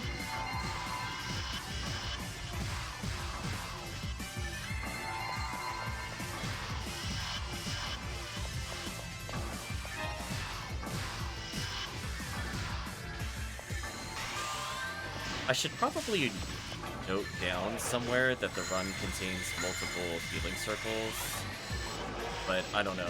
That's a lot of extra information for me. The goal was originally just to recommend certain quests and certain IDs and certain classes. I don't know if I want to specifically go, there's like a bajillion healing circles on this floor, etc., etc.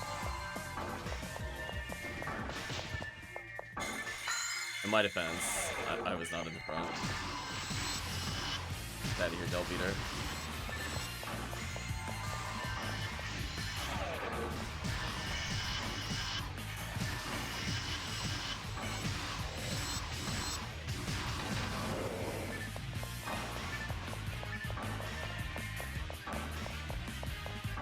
Yeah, this quest...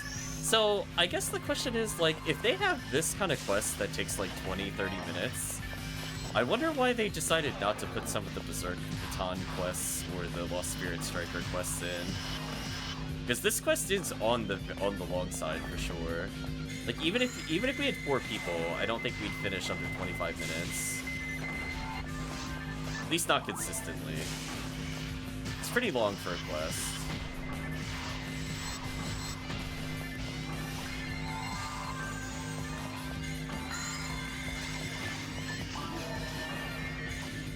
Let's try to freeze lock them. Maybe this will work. Did, nice. Dango had enough. Slapped them with the dual swords there. On demons.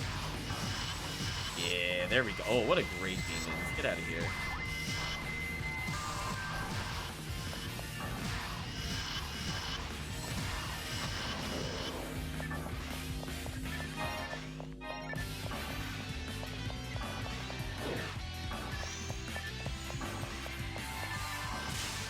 And there's an okay number of boxes on the way there. I will say though, for how difficult that final room was, I was kind of hoping for more boxes at the end. I feel like if they had just spawned like 8 boxes, if you managed to clear it, I think I would also be more willing to complete the quest. But I think what we're talking about here kind of stems into the problem of RVR in general, where there's not really an incentive to do some of the harder parts of the quest. It's just better to do the resets. Yeah, we're gonna skip the final room for sure. Oh, get demon.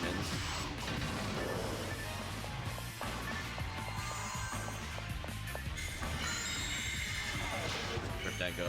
I tried.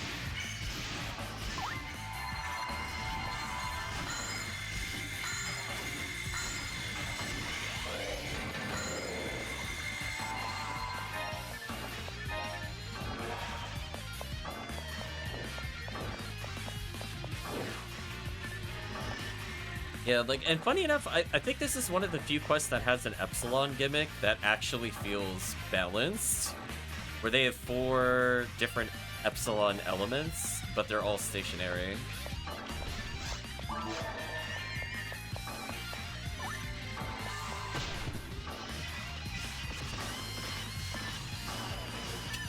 And Demon Mex is just destroying those 4 enemies.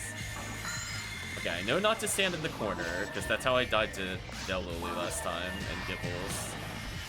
That's not fair. That's not fair. Still got bodied by the Deloli.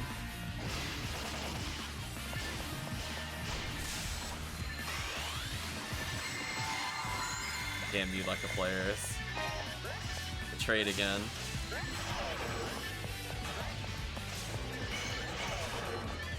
Get out of here, Ilgil.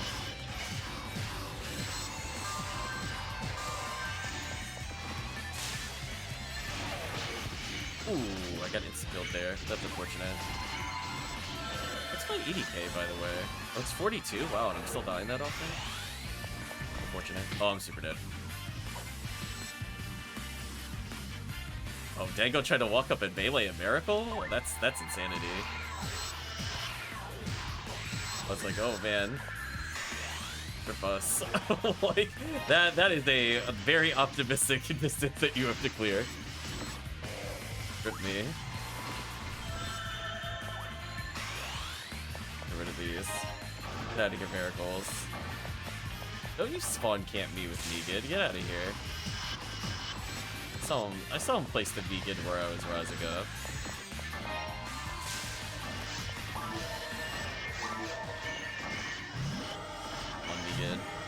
I'm good.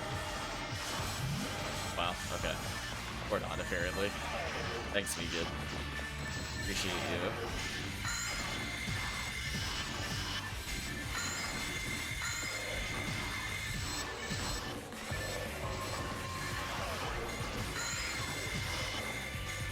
Oh boy.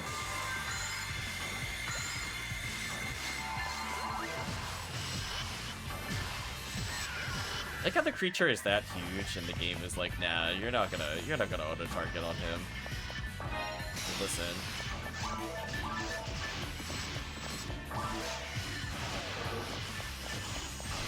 Just please give me that skip doll. There we go. Goodbye, Ilgil. I'm so dead. Yeah, the moment the Ilgil is not locked down, oh boy. Yeah. Oh, I didn't die to insta-death. It's nice. I like when I get a chance. Oh. What? Oh, come on. Okay, that Delbeater spawn is pretty rude, I'm not gonna lie. I dodged the Ilgil just to get hit by the instant spawn Delbeater. So mean. Also, rip my synchro. It is definitely utter garbage right now. I guess I'll feed it Star Atomizers. Yeah, I'm just gonna stand full screen. If it targets me, it's fine, because I should be out of range.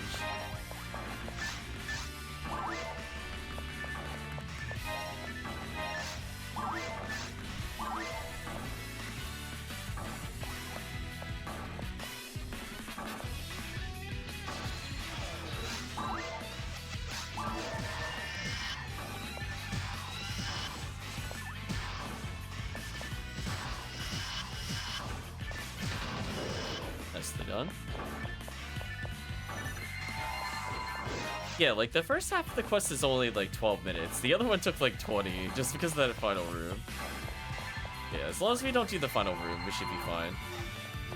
That was like easily like 8 minutes. Just not worth it.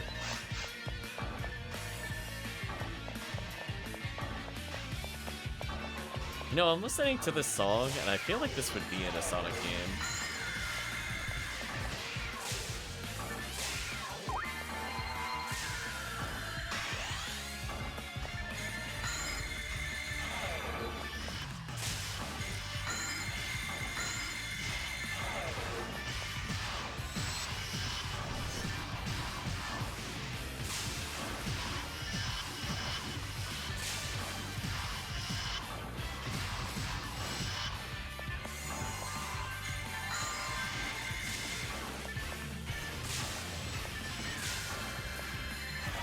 On the team there.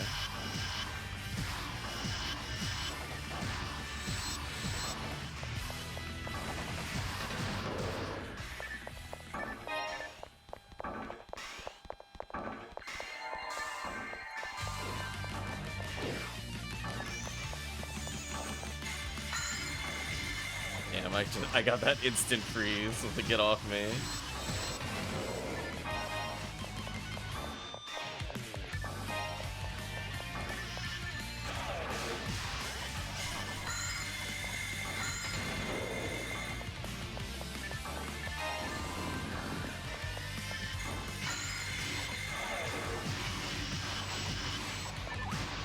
Cleaned up by the team.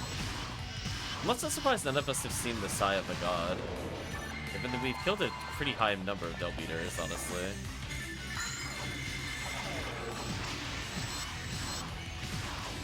Get out of here, Yo-Yo.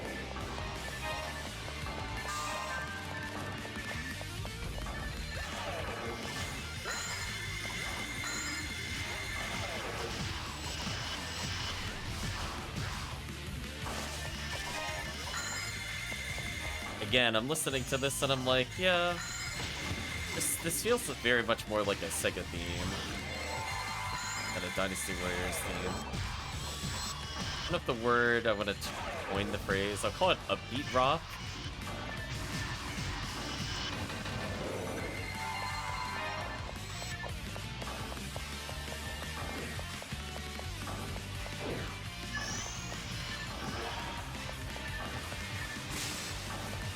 Nothing of interest in the boxes, what a shame.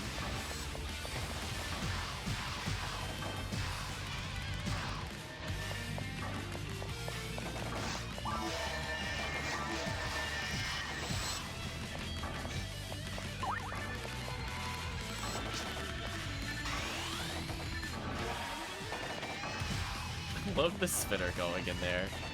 I didn't even notice it was spinning in a weird fashion until now. That's kind of funny. Hamburgers found red ring. See that, chat? Just go for TTF during drop rate. It's all good. I'll probably do that at the end, get something said.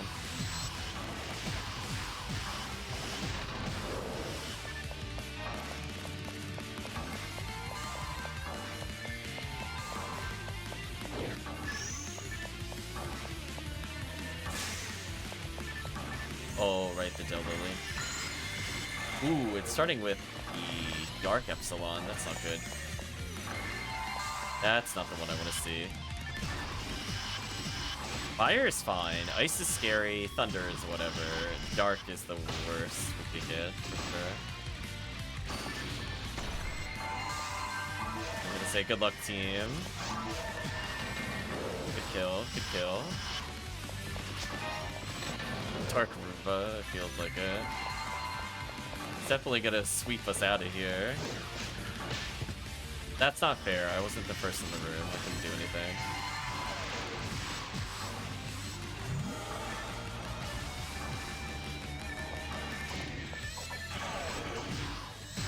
Come on, V5 unit. We still got some chances before we bail.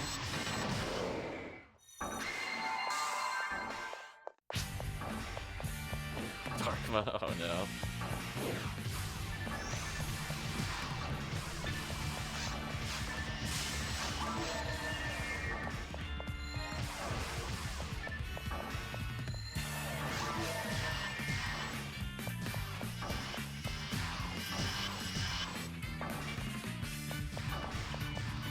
again, I really picture this in a Sonic game. Like, now it's been brought up, I'm like...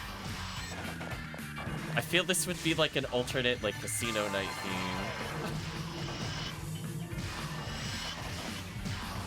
It's very upbeat and active. I think Chris would like this soundtrack. I'll have to let him know to try it out later.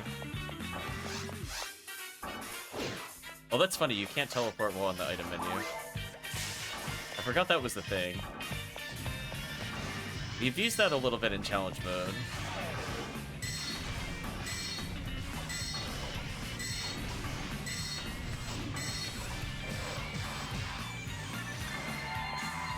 Hi, hello there, Del Lily and Gibbles. I'm gonna come back over here so I don't die. Yeah, I feel like Dango's very deep in there. I don't know if we can help you on that one, Dango. Not during the back attack.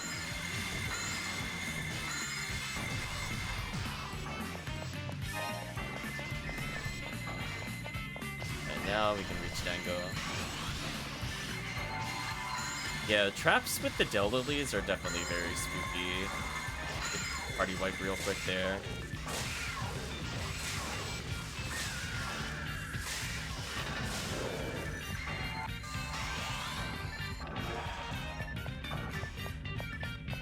I'm just gonna walk into it, I don't care.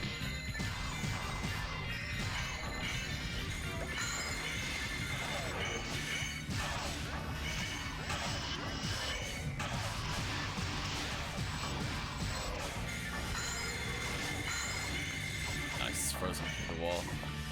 Got him, checkmate.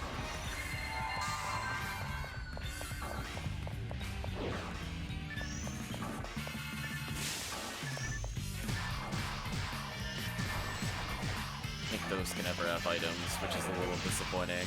I wish popping those at least gave you a chance at tools. Just like an alternate box. That'd be kind of nice. Nice, landed that early demons. Get out of here.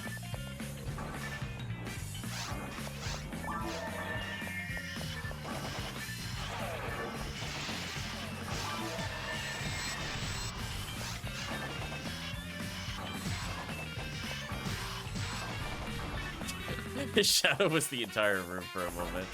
Like, wait a minute. Where do I even aim when that happens? Oh, untargetable.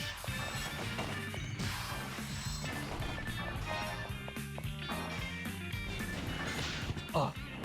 I heard my spell come out. I heard it come out. It just didn't appear in time. It's so sad. Because I think Apoe would have been too slow there, so I went for Rivarda. I guess Razan might have been slightly faster.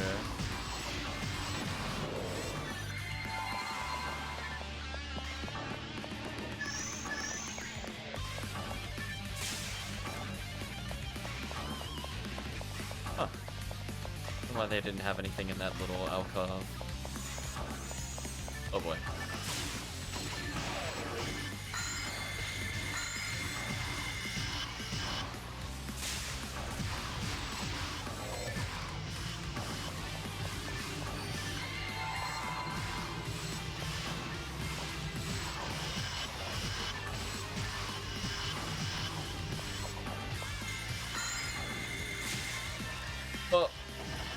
Wow, it hit me from there?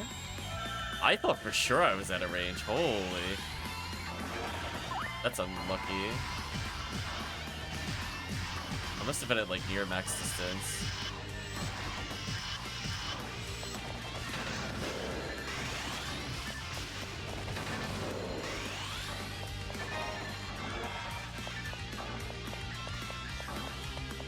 Okay, we know we're not at the final room yet, so we can keep going for now.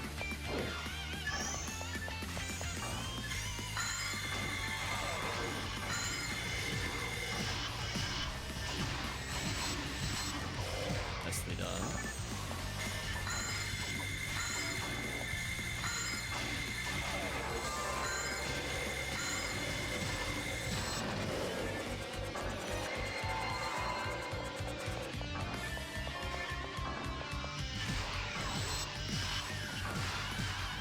What?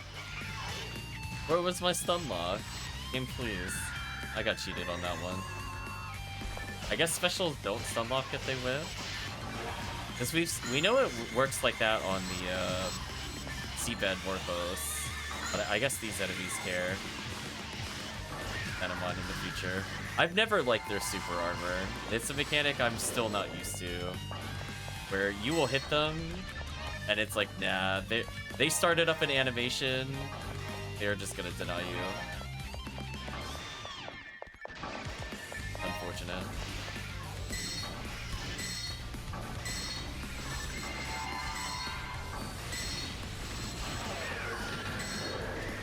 That big flower was coming for the chat.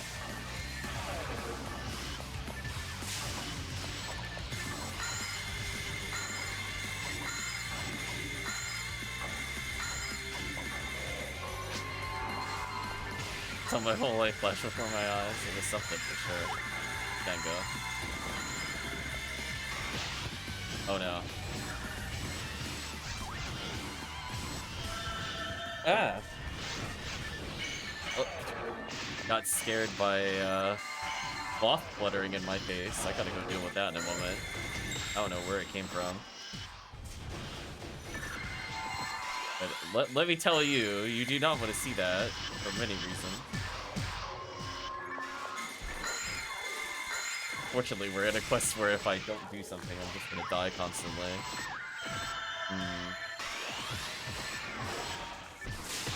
I might need to go hunt it down and at least let it out.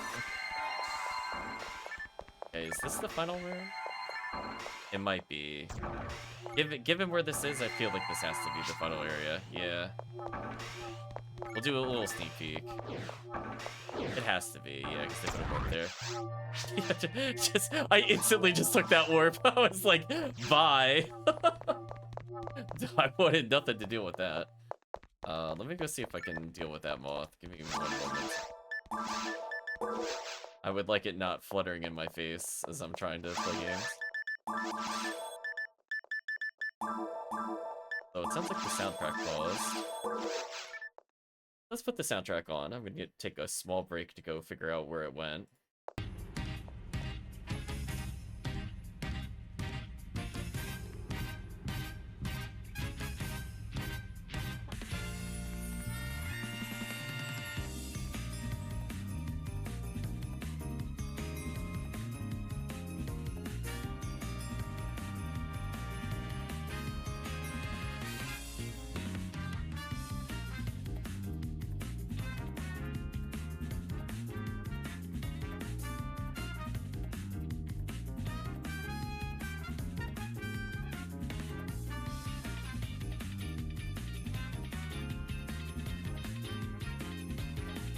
Well, I have no idea where it went. I don't see it anymore.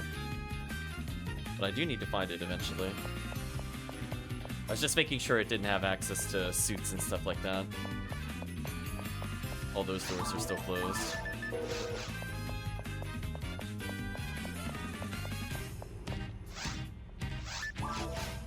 Okay, let's bail out of the quest. At 56% XP on this character. That wasn't too bad.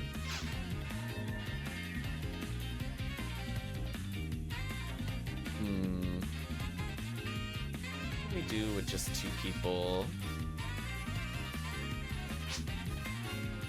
Thank you for joining us tonight, Remote. It is appreciated.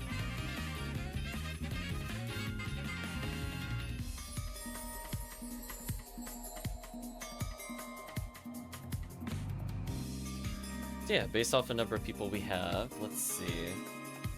What can we do for drop rate week? We want something that has like a lot of kills, but would be easy kills. It would probably be a forest or a caves quest.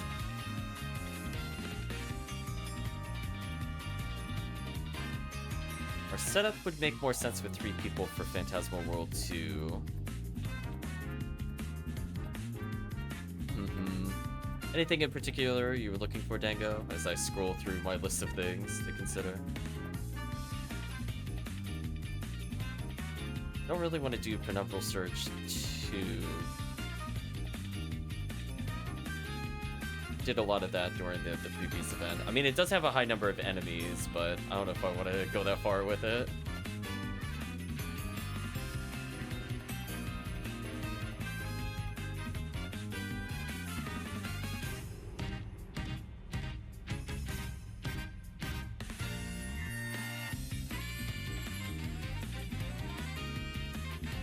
guess I will do... 2-man TTF is a little rough. I guess it's just the usual high-end stuff, Limiter, Exhale, Striker, but just killing stuff is fine too. Well, I mean, if you do want a Striker, there is something that we could do.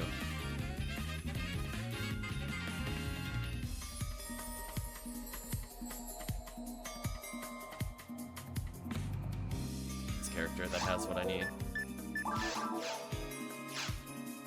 Yeah, Limiter is a little awkward to hunt for.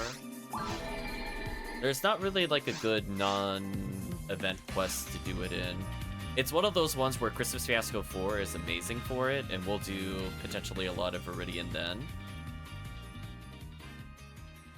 It's almost to the point I feel like redoing my ID on my current Viridian force just so that I could get Viridian again.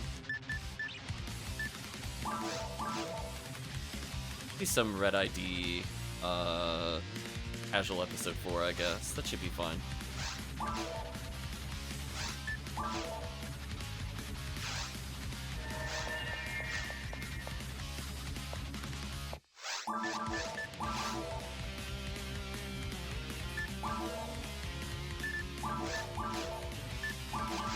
NBGT asks, is this game considered challenging? I see people go down all the time, but they just get back. Haven't really played so much, so I'm not sure what that mechanic is.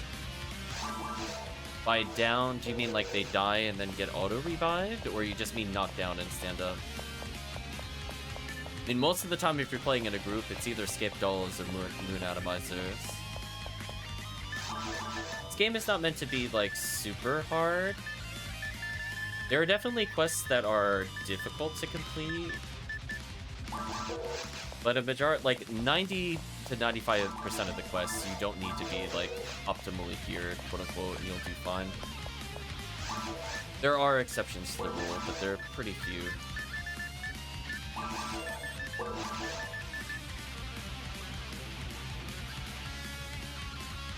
Yeah, we usually carry a bunch of Escape Dolls on us, so that way if we do die, we come back.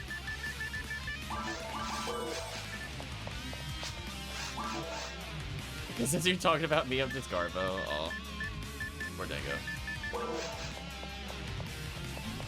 Yeah, like, if you know what you're doing, you could get away with a lot of, lower-end stuff. I feel like it's true in most games. I would say it's more forgiving than some games. It's just there's some areas I would just not play. Like, when we're 2 players, I don't really want to do, like, Tower or even Seabed, honestly. So there are areas in PSO I don't think are appropriate with low number of players. But even just having, like, 3 or 4 people of moderate equipment will usually get you through most quests.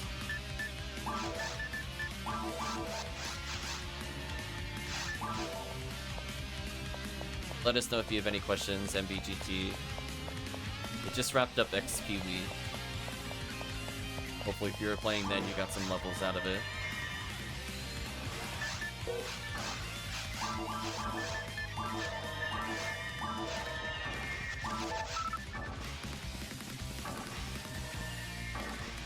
I almost Gafoi'd there.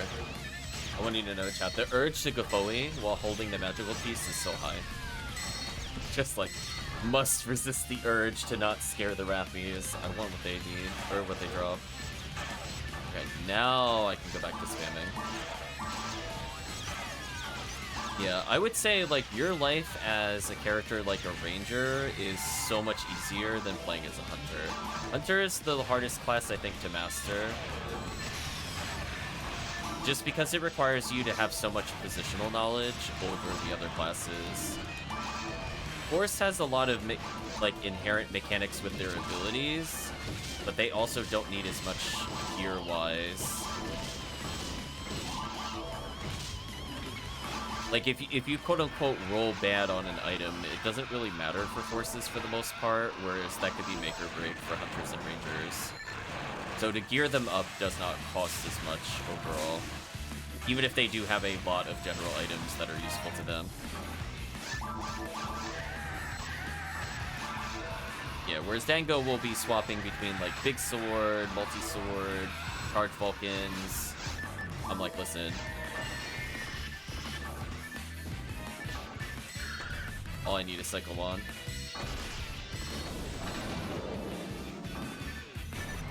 Dango, are you using Demon Mechs on the Dwarfon? I'm like, what? I'm like, what's going on there? There's some tomfoolery happening there. I don't think those are normal guns.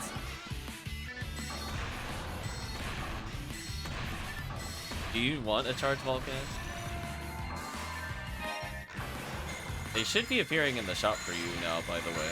You're above the level requirement. I usually just ask HellCleave to check while we play. It's been very useful, because I'm super unlucky with Charged Vulcan. I think today was like, I think the first time in a year I've actually seen it in the shop, but it didn't have any hit percentage. So sad.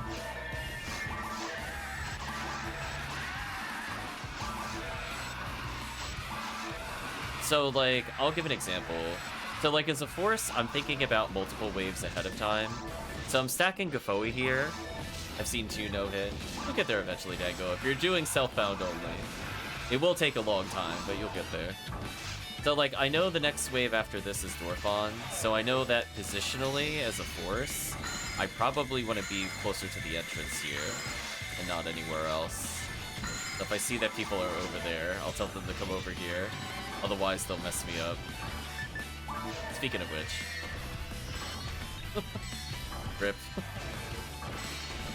That's unfortunate. I wanted to pull them one at a time. Oh well. Chaos ensues.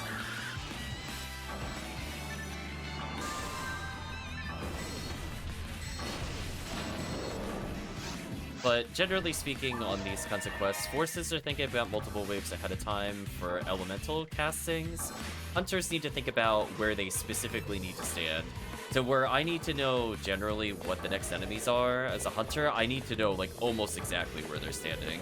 Because otherwise, if I'm not in the right position, I can't hit them with melee.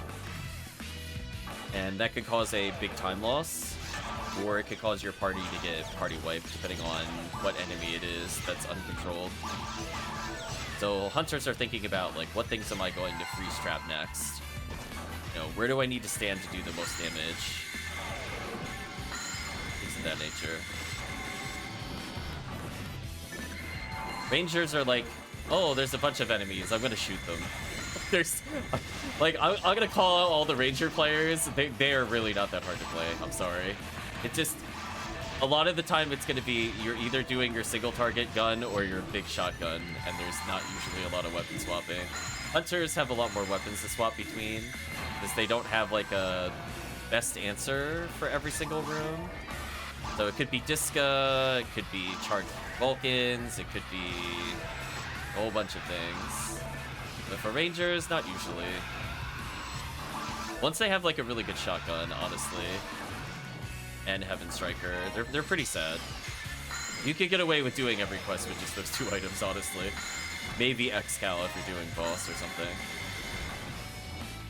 So I'll give an example. So this room is going to be all Babudas, right?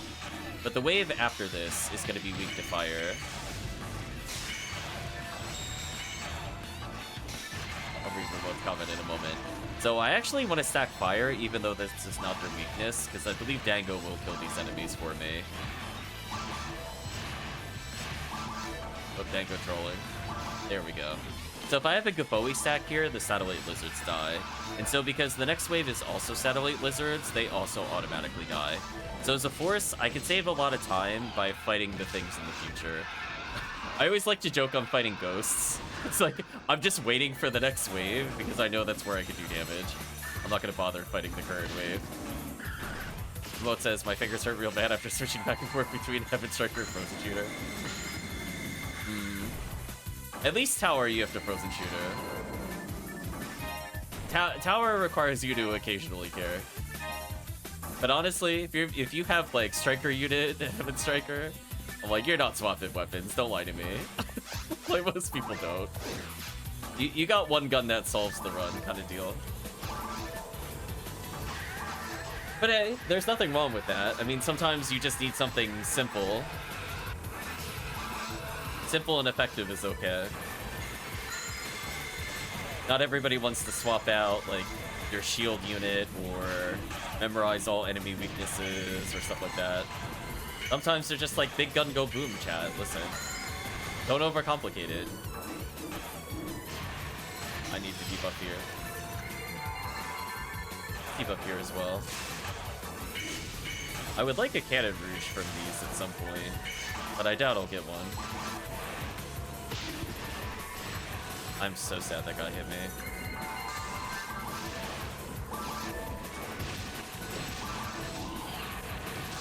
So, like, the things that you have to kind of think about when you're playing with, like, multiple characters, right? And I think this is where you transition from, like, single player versus multiplayer, are what are the targets of the other players?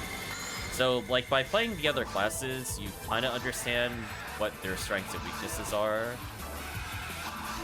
But I'll give an example.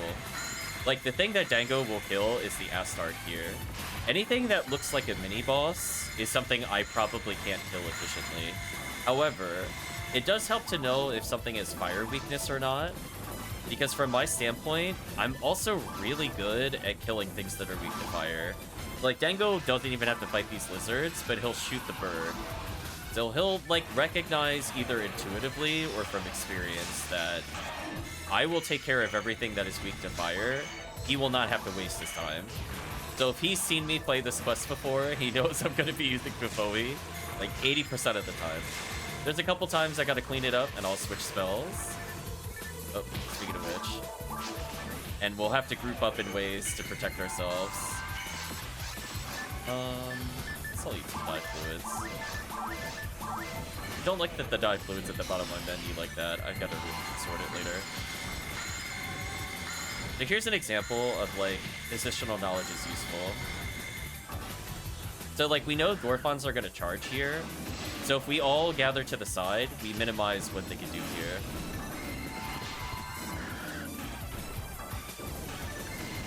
Oh, you know what I should have done? I should have given Dango the hit percentage kunai. That actually would have been useful here. Unfortunate. Now... Oh, I didn't get Mag Blast from that, really? I thought I did. Whatever. We're fine. I think we're through the hard part of the run. The Dwarfons are kind of annoying to deal with only 2 players. So normally what'll happen is that if we had like a ranger, this is like one of the few times they might item swap. There are weapons that can paralyze enemies. So whether it's like an S-rank needle, spread needle, kunai, anything that has like an arrest special essentially, or is just really quick at pumping out C's, can shut down that entire Dwarfon wave. So here's an example of where I need to think of the future. MPT says Makoko and I was the kind of vibe where just kind of said the others doing without need to say anything. Yep, that'll come with PSO experience. Like, Dango doesn't need to tell me that I need to fireball here, nor do I have to, like, point out to him he should kill Goron detonators. Like, he knows. He knows. He'll be fine. But here's an example of where experience comes in. I know there's enemies at the beginning of this entrance area that will spawn here that I don't want to deal with. So I've moved out of the way, so that way Dango will eventually go back and deal with them, because I don't want to go near them. Uh-oh, I don't see Dango going near them. Oh no. Oh. Uh-oh. They're about to, oh, I was gonna say they're gonna give me a hug. Rip. Dango didn't protect me.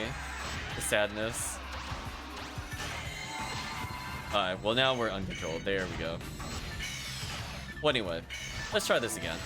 So from the standpoint of the Pyrogorons, I know it's going to lead into a double zoo wave. So whenever I see something like the double zoo wave, I know it's going to be Marissa's. So like as a force, I need to be preparing for the battle ahead. So like I could Rabarda the zoos out of the sky, but it's more useful for me to spam Gofoe here and wipe out this entire room. So before these enemies get to do anything serious, they're all dead. And that's why it's important to know when to Gofoe stack. Always protect your force if you're playing episode 4. Like, keep them off me. I'll deal most of the damage here. Let me switch back to Gofoe Merge, actually. Squeeze out more damage. I Refoed a bit on the surface, but yeah, I'm back to Gofoe spam for sure. But basically, I'm holding as much as I can to optimize my damage.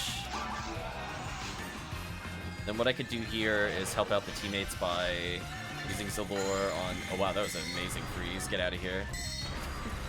he got played, chat. Listen, he tried body slamming me. I went, yeah, not today, mister. There's also like little AI manipulations you could do if you're comfortable with the game. So I'll give an example. So this upcoming room is one of my favorite rooms in the game because you could show off AI manipulation. So if you walk through this door normally, they won't all dive bomb you. But if you do the little wiggle, you'll always get them to dive bomb you. It's dumb. It shouldn't work, but it works every time.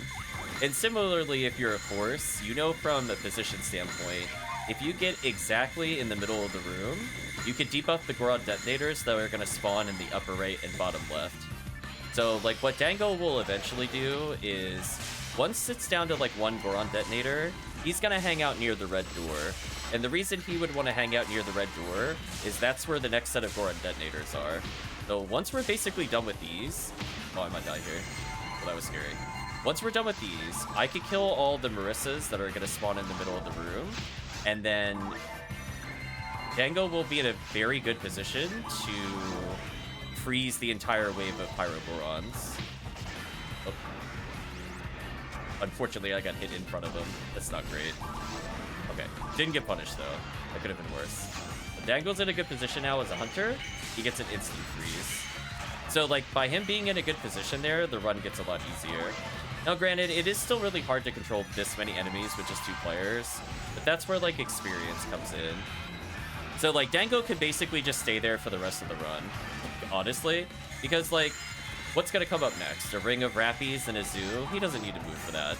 Like, oh no, Gorons? They'll come to him. Like, who cares? He'll kill the zoo. Like, I'll just face tank these. These will be fine. Because eventually there's going to be a Gertabulu near the red door. So just at some point, he eventually needs to go back there. But otherwise, I got everything else covered. Yeah, like this room, he could choose whether or not he wants to do anything. Then it's going to be the Ring of Rappies. Then they're going to die nearly instantly, because I've been stacking Gapoi this whole time. And once the zoo dies, the Gertabulu will be right next to him. I'll stunlock the zoo so that way he gets free access to Gertabulu.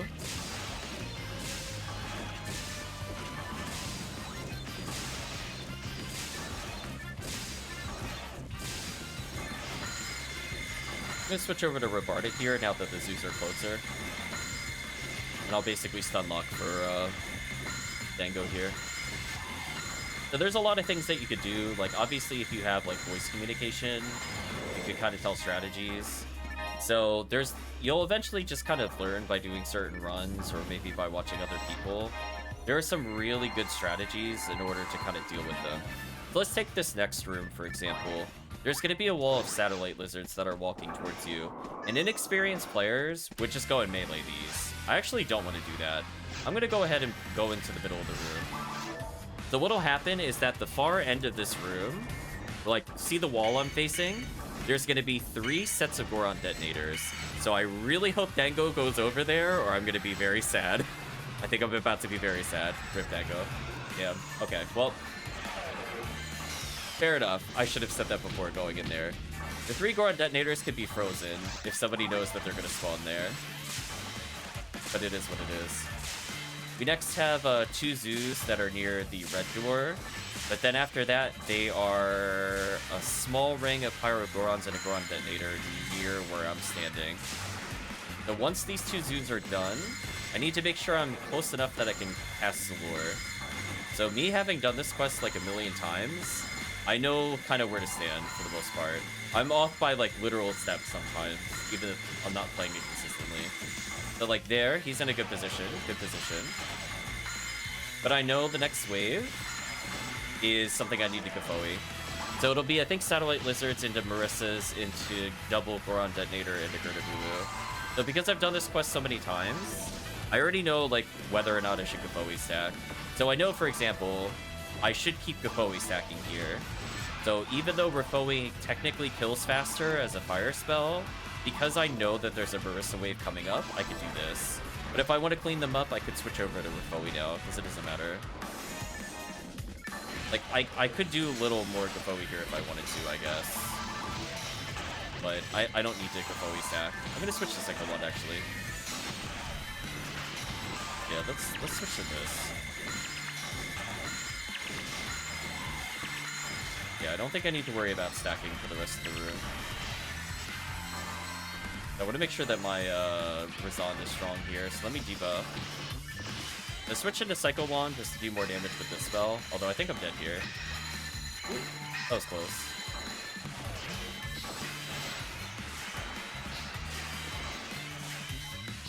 Hang on, I'm gonna go for the stun lock versus him. You like that stun lock? That's cute. Nice try, Goron Detonator. Okay. So up next is my favorite room as a cast. So what Dango will probably end up doing is just walking into the middle of the room. I'm gonna say walk into middle room, use trap, go to red door, opposite end. There we go. So there's basically a long corridor here. If you confuse traps in the middle of the room, all the Gorons will fight each other, and it's very funny and stupid. So they'll actually just basically defeat themselves. So by putting him at the red door, for example, he'll be able to deal with the Goron Detonators that are going to spawn there. So once he's done with those Goron Detonators, he'll eventually come over to me. But he's in a pretty good position to freeze trap this. There we go. Again, I'll help out a little bit here, but my intent is that I need to be Gavoe stacking. So if I'm in a really good... Oh, no, I got knocked over. That's really bad. That's actually really bad. Please don't knock me over again. Dango, kill him. Dango, stop him from hitting me. I need to get Gavoe stacks. Okay. That's really unfortunate. Okay. Let's stack Gavoe here. So unfortunately, because I was getting bullied really hard, I wasn't able to Gavoe stacks. That wastes a lot of time here. But fortunately, I can reset the wave here. I think I'm in a... Well, I'm slightly out of position because I got knocked over. If I was standing exactly where I am now, I would have been in the perfect position. But because I got knocked down 3 times, I lost my perfect position. You don't usually account for resetting if you're out of position. Oh, I got knocked out of perfect position again. Stop that. Okay, so we're going to keep Gavoe stacking since most enemies in this upcoming wave are weak to Gavoe. So we'll slow them down a little bit here. Slow them down. A couple of Revardas. The Lingering Gavoe actually chips them out pretty well here. So even though they're not, like, super weak to it, it's still effective. Similarly, we're going to be fighting Gorons after this. And even though they don't take damage instantly on spawn, they still take damage walking into the Gavoe. So you'll see that most of them lose, like, almost 900 HP before they get a chance to fight me. Similarly, there's going to be a Goron Detonator in the middle of the room, surrounded by 4 Satellite Lizards, or Yowies, excuse me. I mean, I always flip-flop which one they are in my head. Where, if I have a Gavoe stack going, most of them are dead. So now, all Dango needs to worry about is killing the Gurnabulu, which he could do. He's a huge cast. He has like 9 million ways he can kill this enemy. Because you'll see, I'm only doing like, what, 700 damage a shot? Like, I'll eventually kill it. But characters like Q-casts or Rangers are able to just instantly delete it. So I'm a good finisher for people using demons to reduce the Gurnabulu's health, but it is what it is.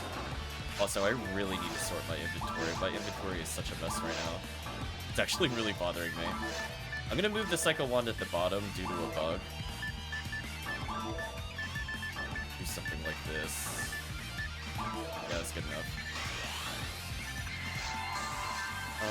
Psycho Wand, Tri-Fluid. Probably want it to be Fully Merge. Let's see what enemy we get here.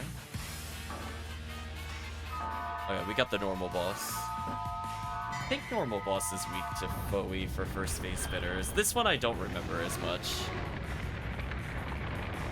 I don't think it's ice for first phase spinners. We'll find out in a moment. I'm gonna walk around the spinners here. Okay, it is fire. Good assumption. The Dango's gonna take care of that because he knocked it over. I'm gonna realize that my best bet is to use all my ice increasers, since 2 of the 3 bosses that you can fight here are weak to ice. But it's important to have anything that buffs your Rabarda damages, of course. There's little tips and tricks you could do, like if you hug the right wall here, you could dodge the tornado. I'm sticking a tornado. Wow. What a kind demonstrator, St. Million. If only you'd be this cooperative normally. I mishit one of the cores there. That could be a problem later.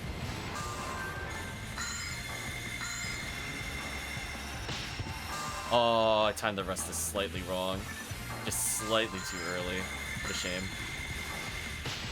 Spinners! Come on, you're messing up my timing. Slightly too early again. What a shame. That's a lot of damage. Spinners, stop it. Also, why was one of the cores not hurt there? Hello?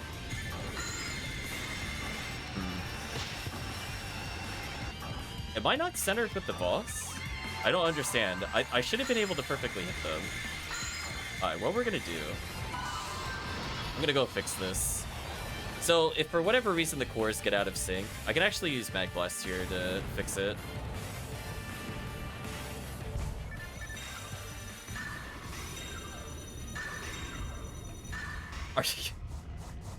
I don't know if you saw what happened. One of the spinners ate my grants. I'm so sad. That would have worked if the spinner wasn't there. Oh well. I tried really hard to fix it. In my defense, I was off by 43. So close. Almost fixed it. I'm gonna feed more star atomizers to fix synchro.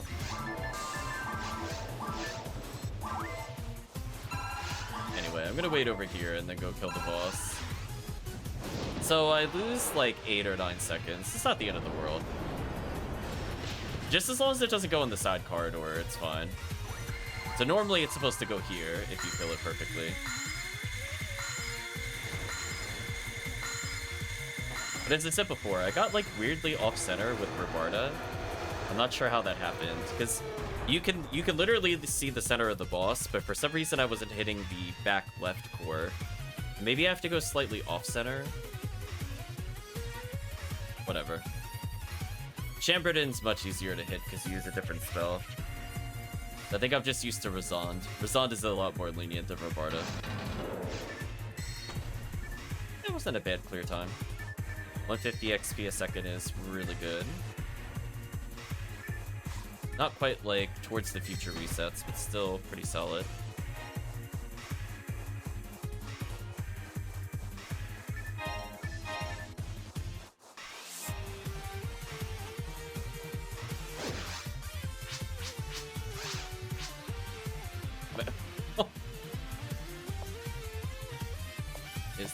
Is that an accurate number? 1 second. I cut it off by accident. Let me fix the menu.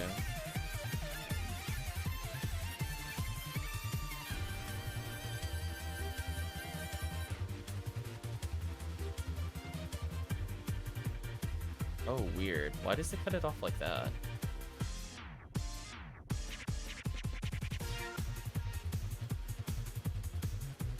I want to make sure the 9 is not cut off going forward. Whatever. Okay, so I'm almost maxed on tickets, so I'm not sure how many more of these runs I should do without handing in tickets. I think at the end of the session, we'll try to guess how many millions of Meseta I end up earning on this character. For those not aware, if you play this particular quest, you get tickets based off of a set amount per difficulty, and as long as you don't die, you get to keep the full amount. Otherwise, you'll get penalized per death. So the second place prize for handing in these tickets is 200,000 Meseta. So we could literally make over 1 million Meseta. 249 tickets. You divide it by 5. That's how many attempts I get. We're getting second place. It's quite a lot.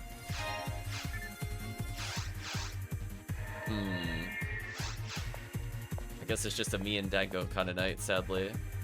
Other people are busy. Let's see.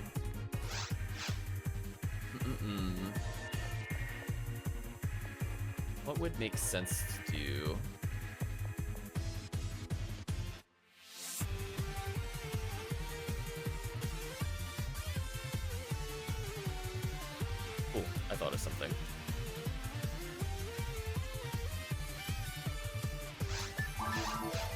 I'm gonna still play Force.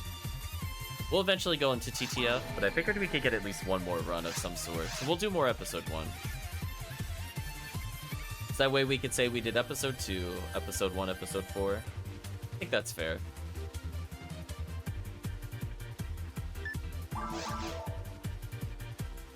Plus it gives an excuse to give more XP to some of my forces. I'm okay with.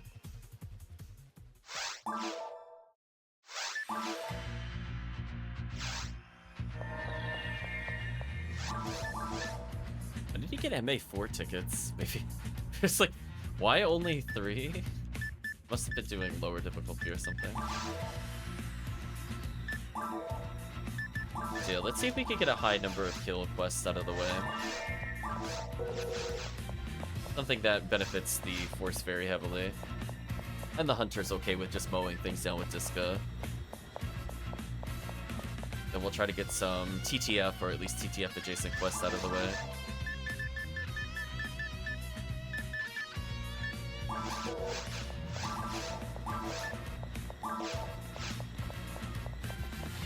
Yeah, the other thing I think people usually ask on the stream is like, when should I join multiplayer games?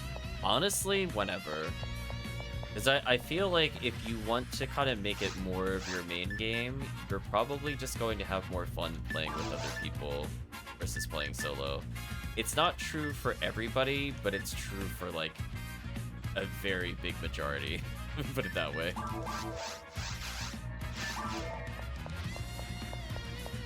Like, there's times when people aren't around, and it's, you know, it's good to know some solo runs, don't get me wrong, but PSO is definitely more meant to have people cover bases. Like, there's not a single character that can buff, debuff, and also use traps, and also use long-range attacks, right? It's just, you could do some stuff as solo Force to an extent, but there are areas where you just really need like a Hunter or a Ranger to kind of clear up things. And you'll start to see other classes shine. I think it's good to always have like a backup character that's kind of like your private character. Like Ramarl, for example, is pretty easy to do solo. Newmans are really easy to do solo. So there's always like a character that you can always have in the back pocket, quote unquote. But generally you'll find like a lot of people will end up playing casts because they're naturally the stronger multiplayer classes. If you're also just looking to get a game, it's pretty easy just to play a Force and get a game. Whereas like if you're playing like a raw cast, there's competition for the slot. Granted, sometimes you'll see things where they're like no FO, because sometimes Forces are not the go-to pick for the quest. But generally speaking, if I make a game as a Force and towards the future, I don't think it takes very long for me in a public game to get people. Or if I make it with like like a mid-level character, I'm not necessarily gonna get a proper party.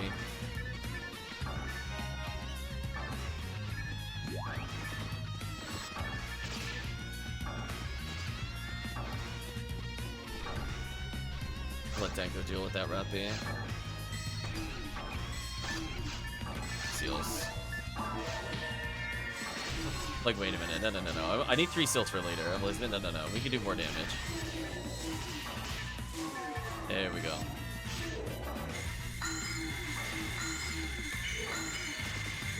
Little mini step there to dodge. You don't need to move very far to dodge in the game. Most of the time, enemies kind of get to their, like, max distance that they can stand and still strike you. So the amount of movement you need to do is very minimal compared to what you might think it is. It's only more dangerous when there's a lot of enemies. It'd be hard to make the sidestep that you need to do. You see how I know he's swinging towards one side? You can just step like past him, and he has to like turn around awkwardly and not able to hit me. And sometimes I'll just tank the hit, because sometimes I just prefer the animation cancel. I don't have to dodge all of them.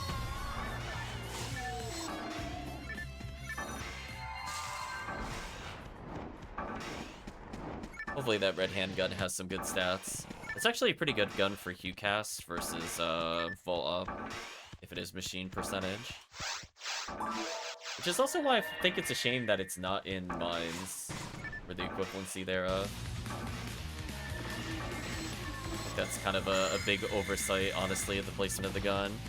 So if we're talking about guns that should replace the absolute gutter trash that is an ultimate, red handgun should really be in mines or something that is more likely to get machine percentage. I don't feel like this is like a crazy theory. Like just put already decent guns in areas where the attributes could be more useful. So I think most people will take a red handgun over an LNK at this point. Like a 14. Natural only. Yeah, that's the downside. Forest will have a disposition to giving native.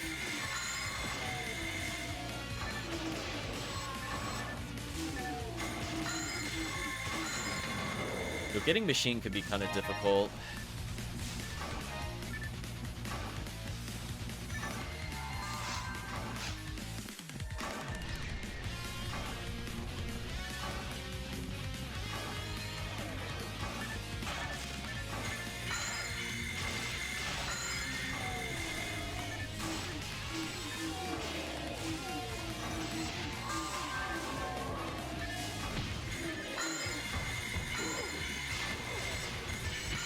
Goodbye, Hildos.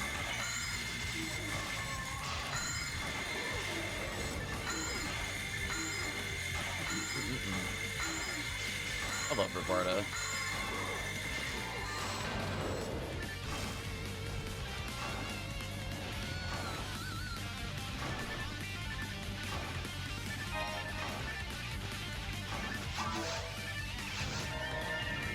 Okay, now that I'm underground, I'm gonna switch over to 3 seals to do more lightning damage.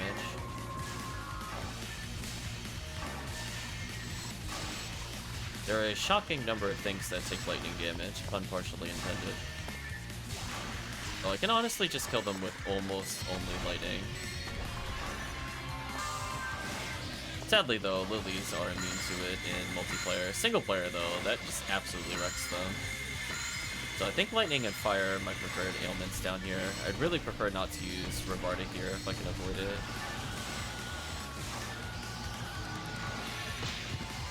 Uh-oh, we might get a purple numb card down here.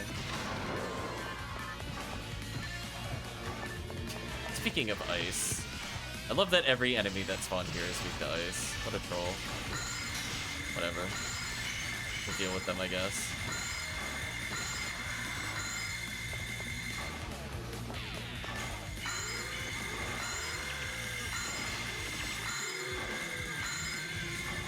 Nice refreeze on them. I do like that those can arms are optional to kill. It was very considerate of the quest creator here. It could be kind of annoying to kill for most characters.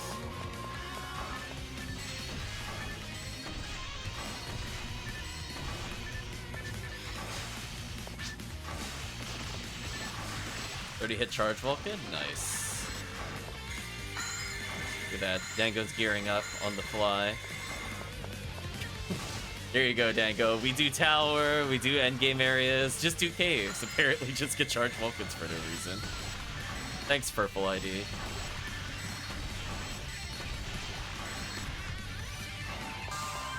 Congratulations, Dango. Is that your first charge Vulcan with it? Now you're saying before you didn't have one. So I was wondering why you're using Demon Mechs for a while. I was like, wait a minute, is Dango not using any charge mechs? They're so broken on Q-Pass. Nice. Look at that, Dango upgrading in real time.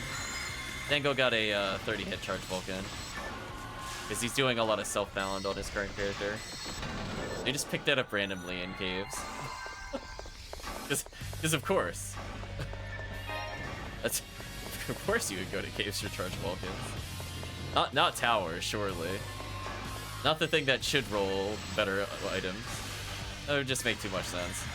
Let's just go back to forest. We'll probably get a 50 hit there for no reason.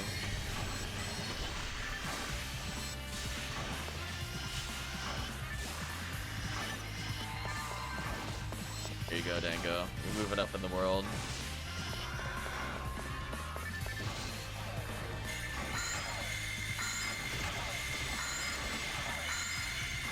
You know what I'm surprised though, Dango?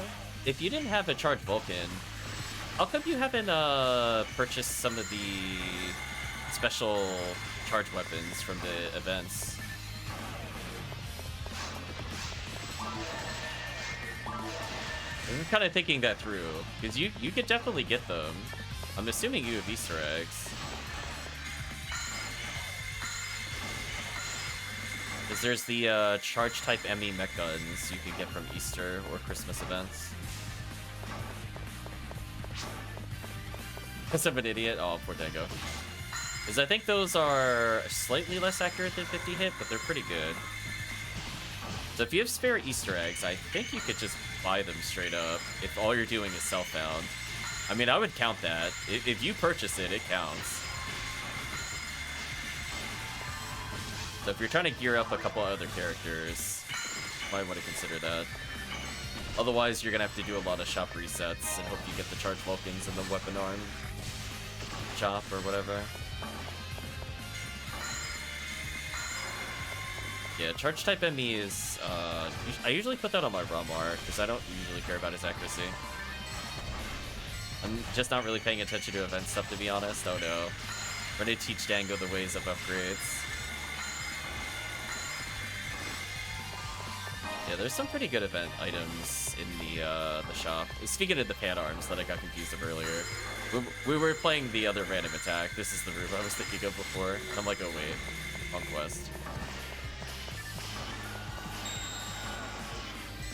So honestly, for players that are kind of looking to get a head start, I definitely would recommend you play during the events, just because there are things that are literally tailored for people gearing up new characters. And it makes life much easier. Whether it's just like bronze badges giving like okay-ish items, but are like way better than stuff you could find in normal and parts of hard, or random Christmas presents giving you decent items, or Easter egg trade-ins where you could do cheap egg gambles for stuff that you would find in like the very hard to ultimate region, but like almost any item in that category is pretty good. Or there's a lot of direct trade-ins with badges or eggs that you could get some upgrades. I, for example, got, what was it? I may or may not have a bunch of tokens, like badges, etc. Yeah, I would double check. Hopefully you've been at least storing them for use of something.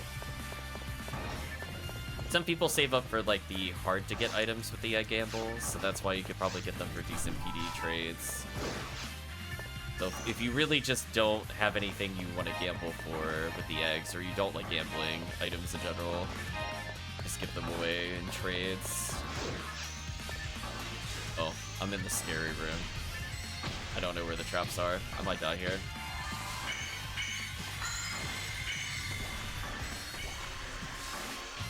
Yeah, I think it did. Oh, I'm so dead. Oh, I couldn't menu I didn't menu properly. I deserve that.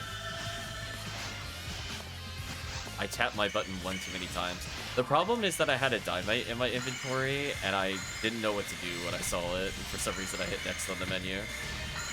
Dynamites really do get you killed as a force, no joke. They don't heal enough.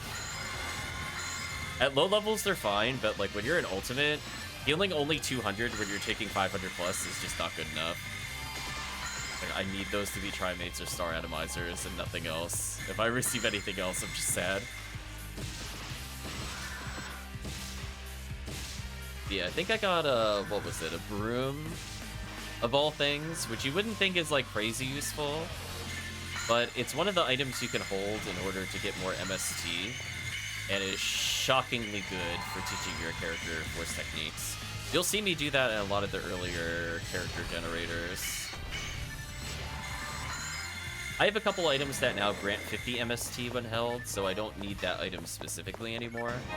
But it's one of those things you could pick up for like no effort, and it does save you like 2-3 levels worth of experience of learning a technique, which can really speed up gameplay, even if you're not getting help from other people.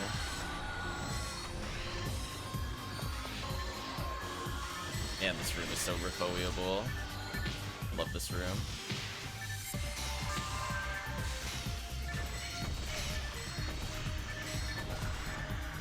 Honestly, so far, I wasn't sure what to expect from the One Piece Warriors game, but honestly, the songs have been really good. They're not... I mean, I guess I expected them to be different style than Dynasty Warriors, but it's actually pretty good.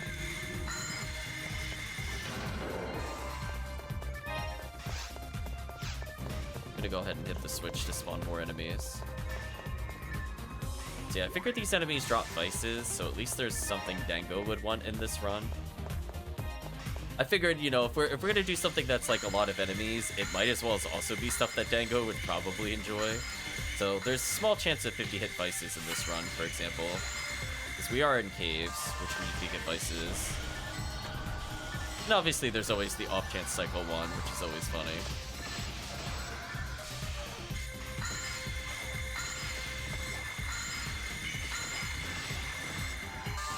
Hopefully with these roll number of enemies, we should see a photon drop, but so far I'm not seeing one, which is making me kind of sad right now, I'm not gonna lie. We've killed so many enemies, and there have been so many floor drops. Not a single PD so far. Brutal. We aren't being rewarded, chat. This is so sad. Where's the PD?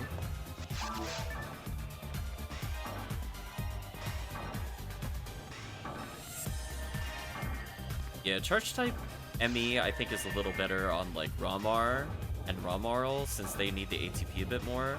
But if you're a new player and you don't have any hit Vulcans, it's just kind of guaranteed damage. There's no reason to like not get that, honestly, while you're doing self-out. All you have to do is just be aware of it, that's all.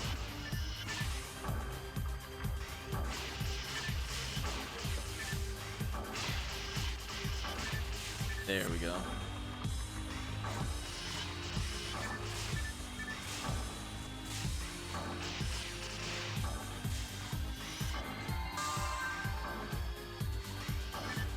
Yeah, so despite getting a lot of equipment from like HellCleave and trades, honestly, almost... I mean, I guess it kind of makes sense. Your best items are usually the ones that you find.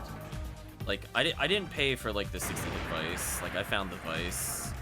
I got it from a Christmas present, so, you know, it wasn't necessarily what I was hunting for, but I did receive it. Most of my X-Cals are from my own hunts. Stuff of that nature. Some of the units are a bit more boring to hunt for, so I'm kind of okay with picking them up. Like, we have gotten V502s on stream, we have gotten V101s on stream, but it's like, when you have like 20 characters, it's a little tedious swapping equipment between them. So sadly I only have one Cycle 1, but maybe we'll pick up one if we play enough events. We'll see.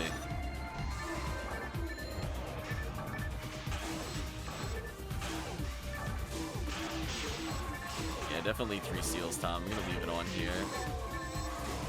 Just needing more damage to Hildelt. Might get stumped on by the Hildelt here. I'm gonna go trigger them by walking further, but there's gonna be a lot of Hildelts where Dango is. They're gonna get real grumpy.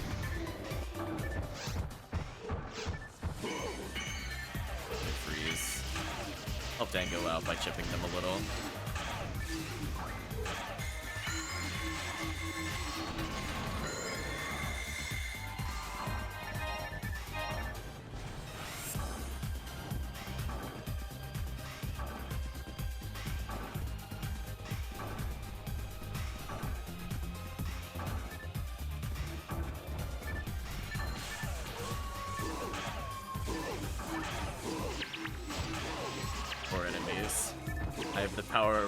On my side, it's all over.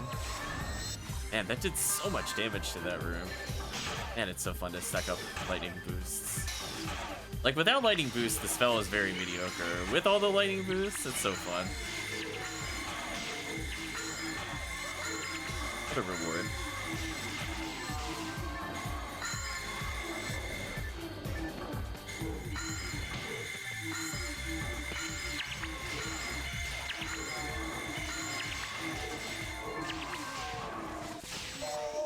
Ephinea has found part of Wakabikiko's shop? What is that even from? Oh, they got it from that's episode 1 slime? What idea is that? I don't think I've ever seen that. We know it can't be pink. Or I guess no, it could be pink, because pink's normal drop is on normal slime. I don't remember what the others are.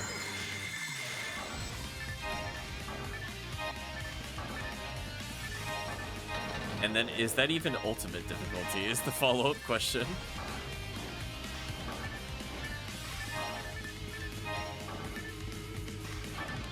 So many rappies.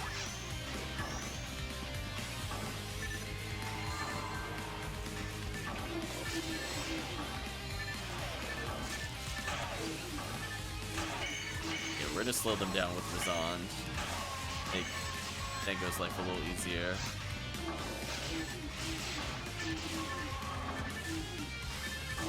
That damage. To get out of here. Thank you, Razond. Ooh, a Heavenly Arms. Congrats, Dango. It's always a fun item to get for upgrading your Rangers or your Hue cast. If you need any more traps restored, reminder there's a healing circle back here. Otherwise, I'm just gonna... Don't mind me, I'm just gonna stun lock them through the wall. This is fine, right? We can just fight back here.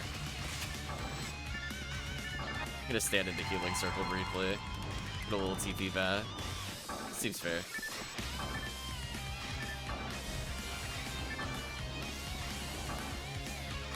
Poor enemies.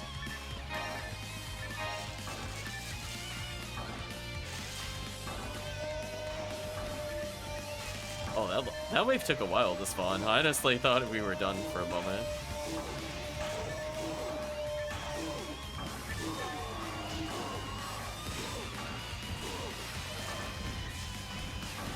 Goodbye, Moth Fists.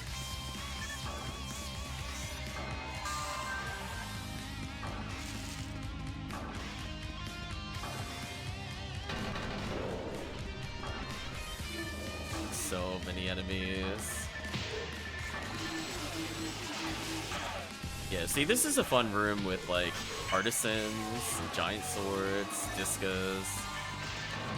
I genuinely, like, you don't have to go very far to get surrounded, which is kind of nice as a hunter. Like, I just aim a direction, you'll probably hit them with, like, a multi-hit weapon. It could be kind of nice. A lot of the other quests, you end up just using X-Cal or stuff like that, or Vulcans.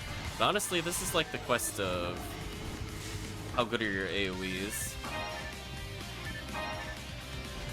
Okay. I guess we'll go see if there's any hill belts over here that are held towards. This is the standard Charles Ego box check. Find out. Survey says. Nope.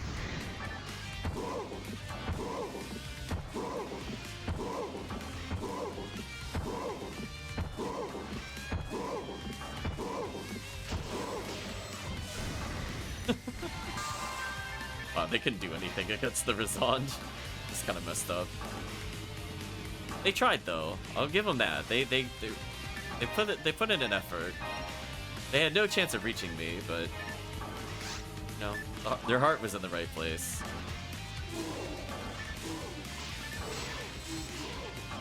Although maybe not so much after I basically exploded them. Who knows where their heart was after that, but they tried. See any Hilditors in here? It's Talos. Check out our Lava Scannon chances. Might as well check them. That's kind of nice to pick up another Heavenly Arms. Hopefully that helps Dango out a bit. Especially since it's like whenever you have a new character, you always want at least two. I think we got Dango a Heavenly Arms a while back in Ruins. I mean, we must have been playing like Green ID or something. There's only so many things that drop Heavenly Arms on the other difficulties. Here we go. Dango's just wasting them with the Charged Vulcan. Dango's true power has been unleashed. He has become real HueCast. Nice. Yeah, that'll help, especially if you're playing the raw cast with your ult. I'm glad we got a small upgrade for Dango. Although his first charge Vulcan is a pretty significant increase, to be honest. That one is like as good as like Heaven Striker for for all the other characters. But yeah, basically he could combo kill everything in the game at the moment. As long as he is buffed, there's nothing in Forest that can survive his normal heavy special. He just does too much damage. Like, I don't even need to debuff these Hill Delts. Like, he can 100% combo kill them. They don't even have 3,000 health. There's no way they're surviving him. Like, look at that. Yeah, he did 1,000 damage a shot there. Yeah, they're ultra dead. He can do over 6k currently. It's not very fair. Oh, Hugh cast. Let alone if I Zalore them, then he does like infinite damage. There you go. Funny enough, I still enjoy the Demon Mech Guns as a beat stick on a couple characters. So like on Ramarl, I actually like that it's a mech gun with higher ATP in general. And I just kind of offset the hit chance by just playing a character with high accuracy. You'll see me just use it to straight up mow down enemies, because it does do more damage than a normal mech gun.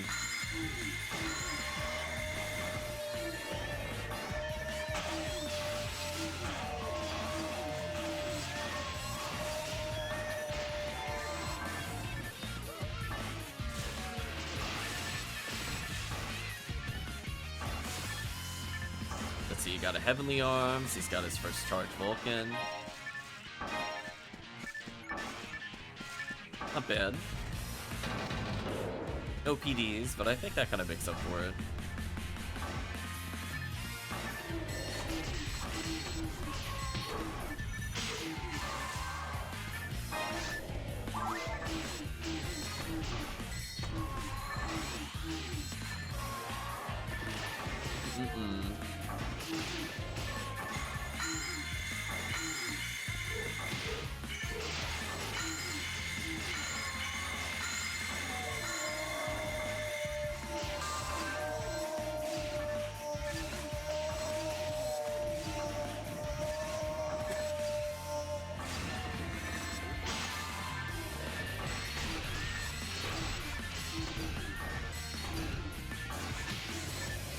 I was gonna say today's stream title might have to be retitled to Ephinea and Dango, like the end Knuckles from Sonic.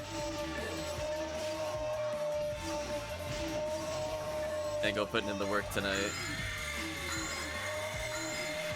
Get rid of these enemies. Holy, so many bugs. So sadly, I don't think I got many PDs at all. I think I got one so far. Oh, there's still a little more to our session tonight. Hopefully I get something. I'll even take like a heavenly ability. I don't feel like I'm being very greedy with the drops here. Obviously if I got V801 or something, or Smartly, then I would consider it a win for the night.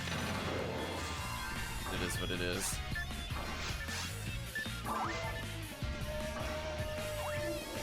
I'm glad this character gets to play his what is now my favorite purple quest as a force.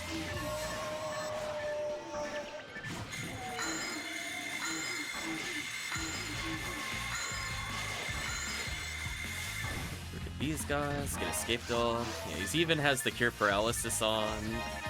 God technique just to boost the damage. Squeeze out every little possible point of damage on Hill Delts so it doesn't take like 5 millennia to kill them. So nice. Oh, that's not where I thought the power material was. Whoops.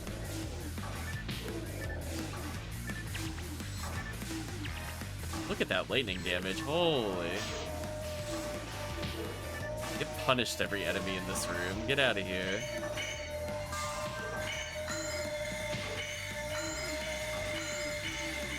That was a ridiculously good freeze. Yeah, let's get more towards the center of the room so I spook a little less.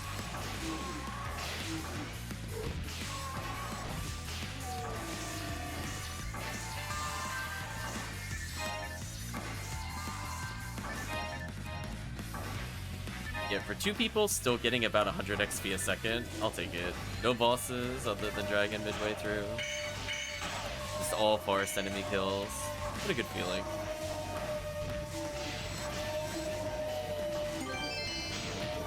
Got excited. I thought that was a photon drop. What a shame.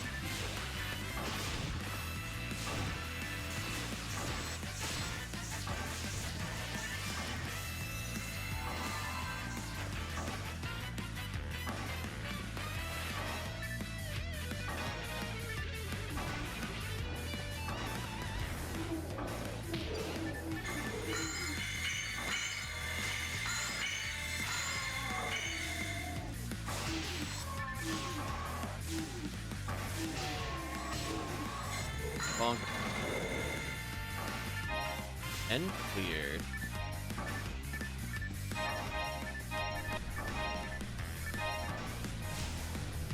There we go. Don't mind another power material.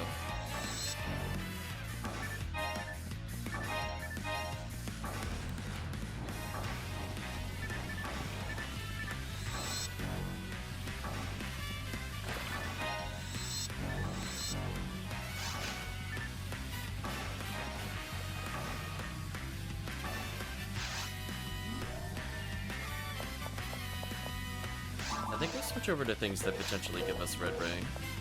A good time playing some different quests. Glad we could get the Dango upgrade. I'll check the weapon store, but I doubt anything is interesting in there.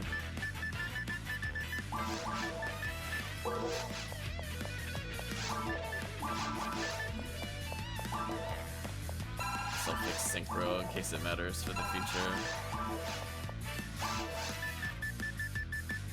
Mind Vulcan. Not really good.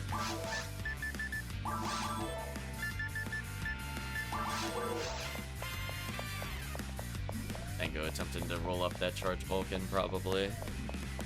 Although if it was 30 untech'd, 40 hit charge Vulcan's actually probably good enough, honestly.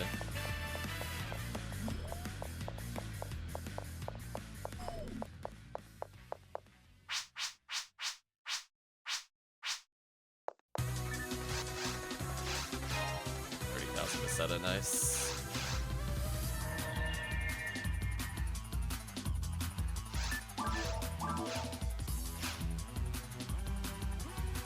I guess I'll switch back to Iridian Force since I don't care about XP.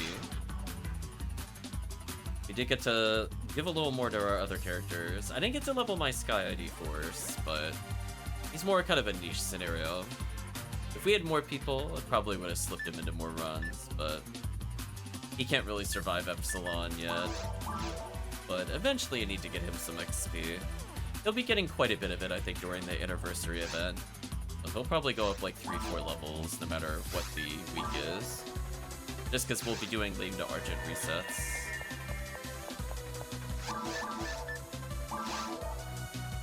Yeah, let's do runs that potentially lead to Red Ring. I would like to get a V101, so we'll do hunts for them. Bring out my Cycle Wand.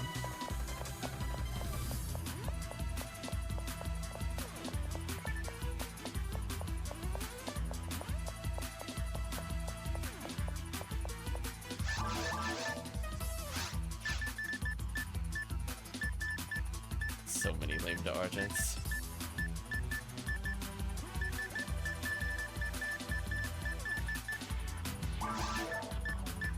I'm really happy I got a 30 hit spread needle though. I don't remember when I got this. I feel like the 20% I got a long time ago, the 30% was more recently.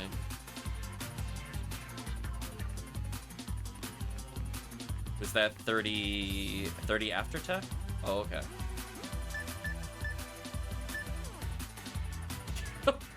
Sorry. I just remembered I put an 80 hit King's Laser in here. I'm so sad, Chad. Why? This could have been so amazing. Can you imagine if this was Demons or Hell? Damn, what a waste. Maybe in the future they'll let you swap specials. Because I was like, come on, an 80 hit and 30 dark? Like, this would have been so godly. So sad.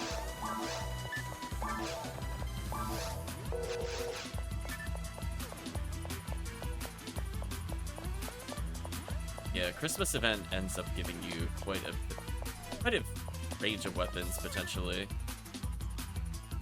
So people are looking to gear up their characters. It's all good.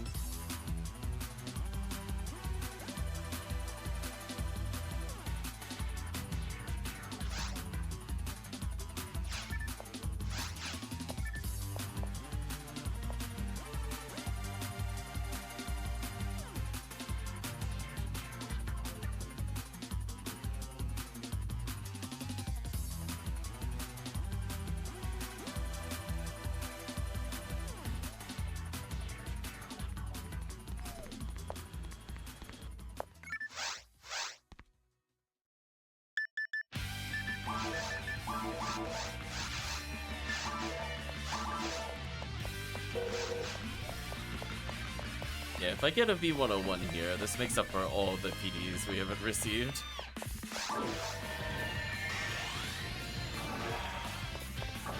Sadly, no V502s tonight. We did make an attempt at it. No Heaven Punishers. No Lava's Cannons so far.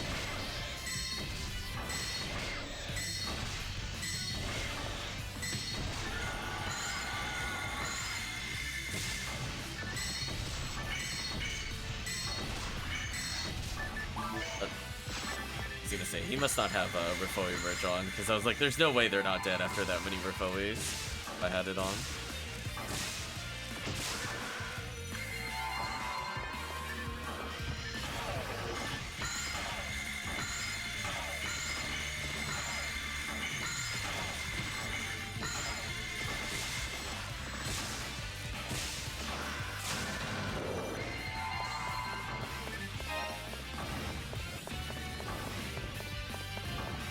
I love the XP reader just has no idea what to do with max level characters. Like, yes, you're getting negative 116,000 experience a second. And I'm like, yeah, that seems right. Right, chat? Yeah, that's definitely accurate. I'm dead. Oh, we're not. Never mind. Venus is fan parasitic gene flow. Nice. Congratulations. They were playing with us the other day.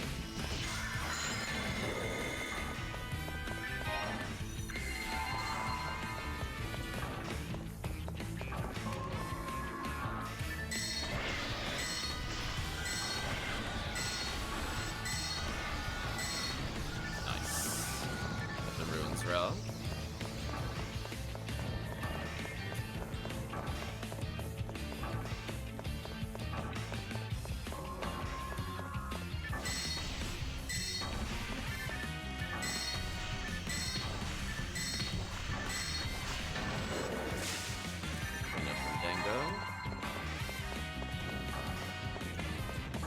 Dango's not gonna know what to do.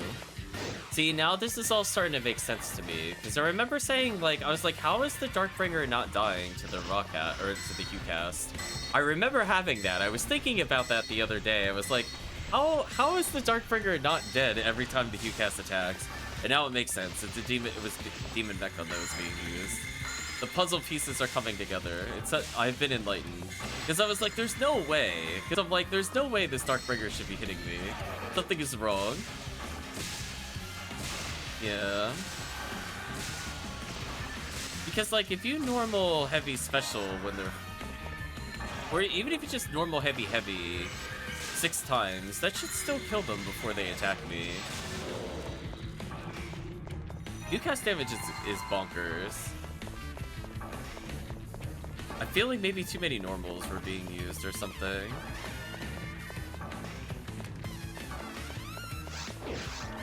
But yes, the freeze trap should help a lot.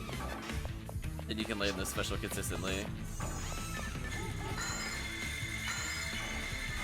We're gonna clean up here. Or it might take some big damage here. Hopefully kills the sorcerer. Uh-oh. Ouch.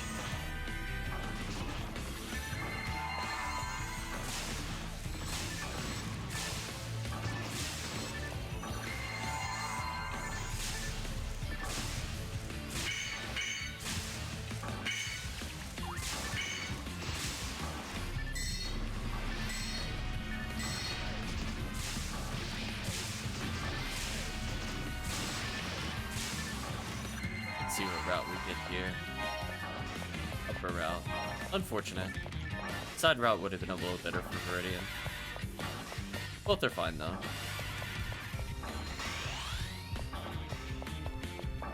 Because the thing is if you're also using a Vice without hit percentage, that also makes a lot of sense. Because having 50 hit is really crucial to landing the heavies on the Darkbringer. So if you're like whiffing heavies, that also makes a lot of sense.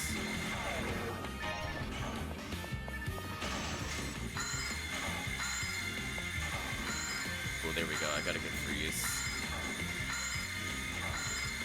Good freeze. Bye. 20 or 30 hit? Yeah, that makes sense. They are actually shockingly evasive. Oh no. I need assistance from Dago. He did not freeze the priority target. Get them off me. I can't kill them.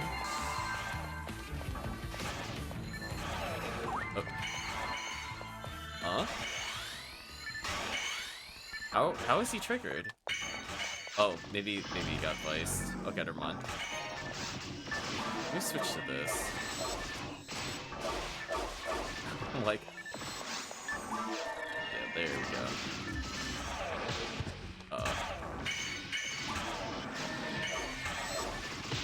Oh. Yeah, this is rough.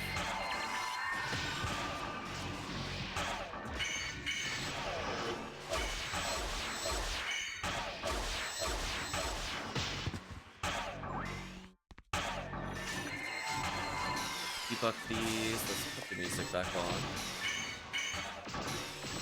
Like, there's no way we finished the soundtrack. The soundtrack is quite long.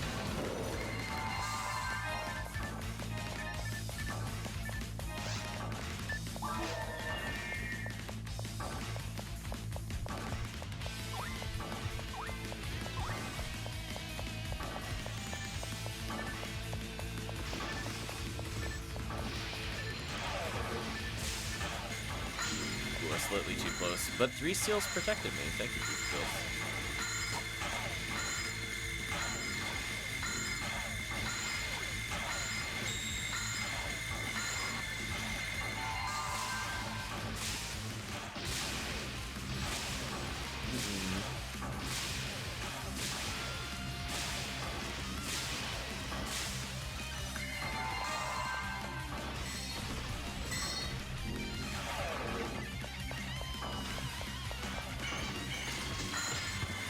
That bullet for Nengo.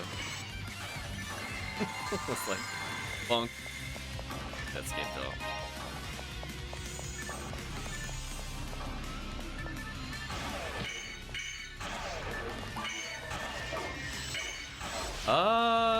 He's not attacking the priority targets.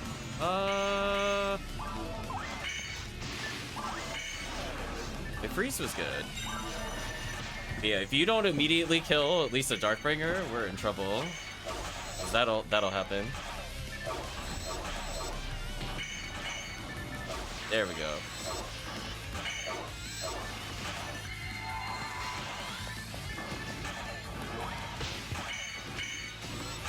Yeah, the trash mob is whatever. We can ignore those. There we go. Ouch.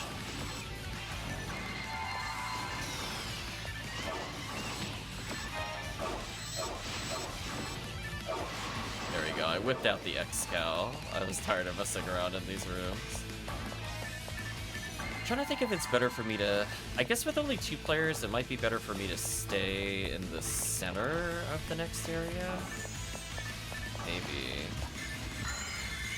Definitely think it's good for me to debuff if I can here.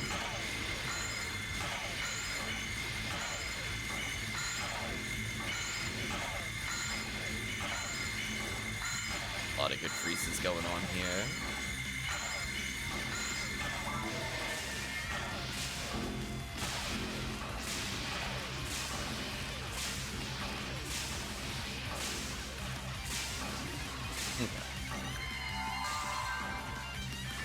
Perish. Gladly take another Scape Dolls for safety. Yeah, I guess I'll stay in the middle with you. As long as we kill the Indie Belras and the Darkbringers, we should be okay. I'm gonna put one Sifu down. Actually, nah. I have enough escape dolls, we should be fine. As long as he lands a freeze here, I should be able to do some decent damage. I got knocked down still. That helped a little bit.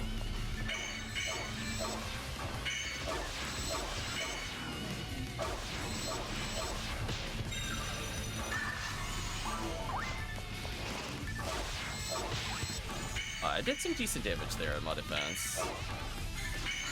This might die to the Negid from the Sorcerer here.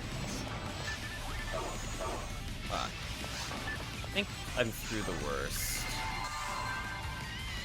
Get some debuffs going.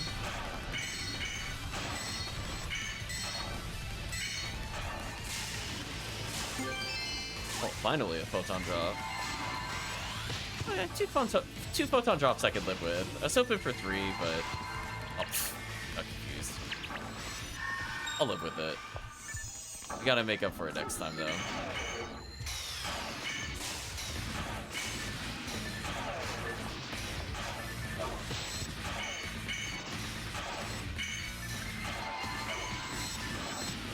This kill. Oh, come on. The overlapping Indie Belras is kind of brutal on me right now. I guess I could do this.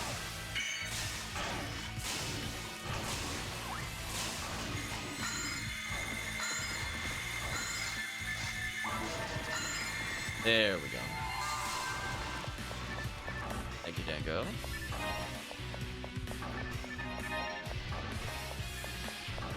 That arm almost got me. Ooh, 2-man falls? Okay. This'll be interesting.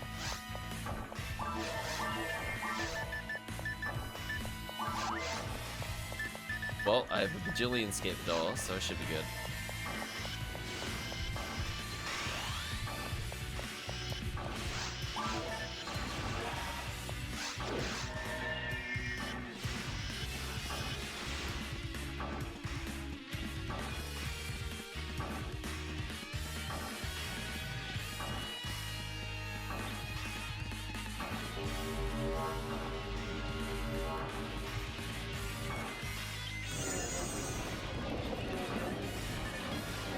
Invincibility, I could take advantage of that to get a few early Gaboes.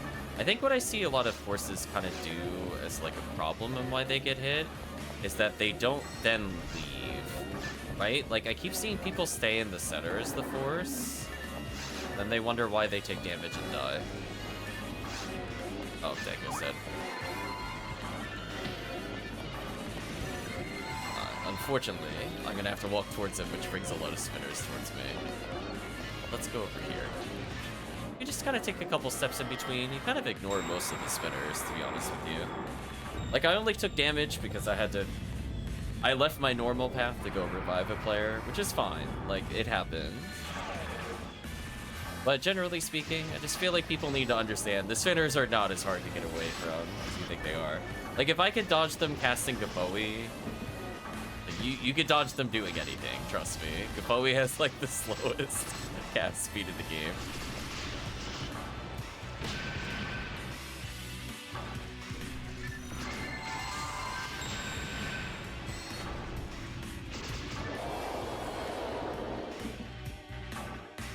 So unfortunately, Dango needs Shifta.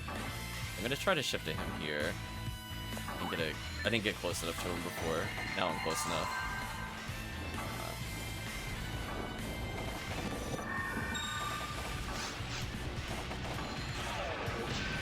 Ouch.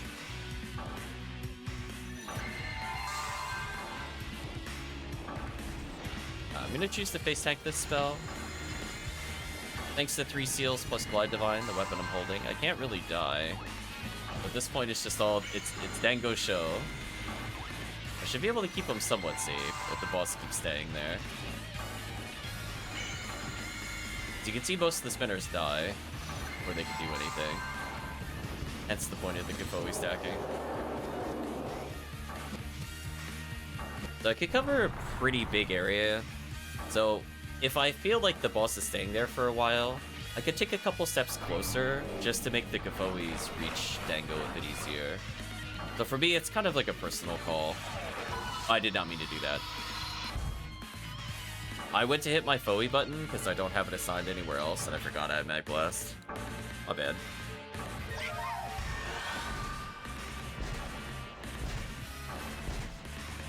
I really need to put it on the other toolbar, so I don't need to do that. It's not normally an issue in TTF, and usually why I assign it to the bottom command bar to avoid that.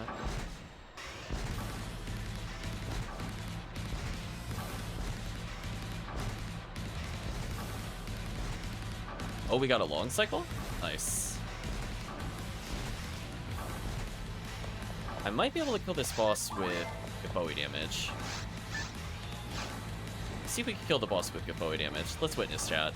The boss is at 653, right? Close.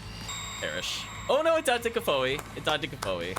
Yay! Killed the boss with Gafoe. So dumb. Alright, chat, there you go. I'm pointing, I'm like, look, I shame killed Falls. All it did was stack Gafoe and the boss walked into it. That's not my fault. Listen. Falls could have just floated away. Falls could have done many things. They just decided to walk into Gafoe. It's not my fault.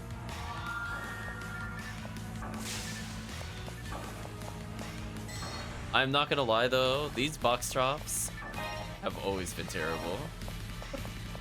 I'm not convinced they drop anything good ever. Like, I'm just gonna pick this up arbitrarily. Yeah, 15 hit in Ruins, really? Like, come on, we can do a little better box drops. Like, did you have any crazy attributes? No. Do you have any crazy attributes? No. Terrible items, chat.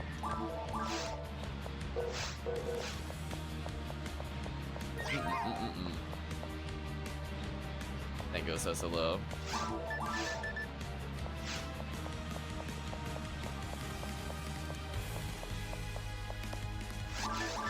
I guess I'm good for now. Nasty gun unit there. I keep getting like mind gun years for some reason. The worst item to have it, I swear. It's like, it's not even like remotely usable. Like, come on, please. Like, mine handgun might actually be usable in Force, but no. Really terrible. Let's check the weapon store briefly. Charge Gladius. Grain Ray Gun. Charge Arms. Oh, no hit percentage. Well, at least I'm starting to see some charges in the shop finally. They're not any good, but at least I can say that they're there.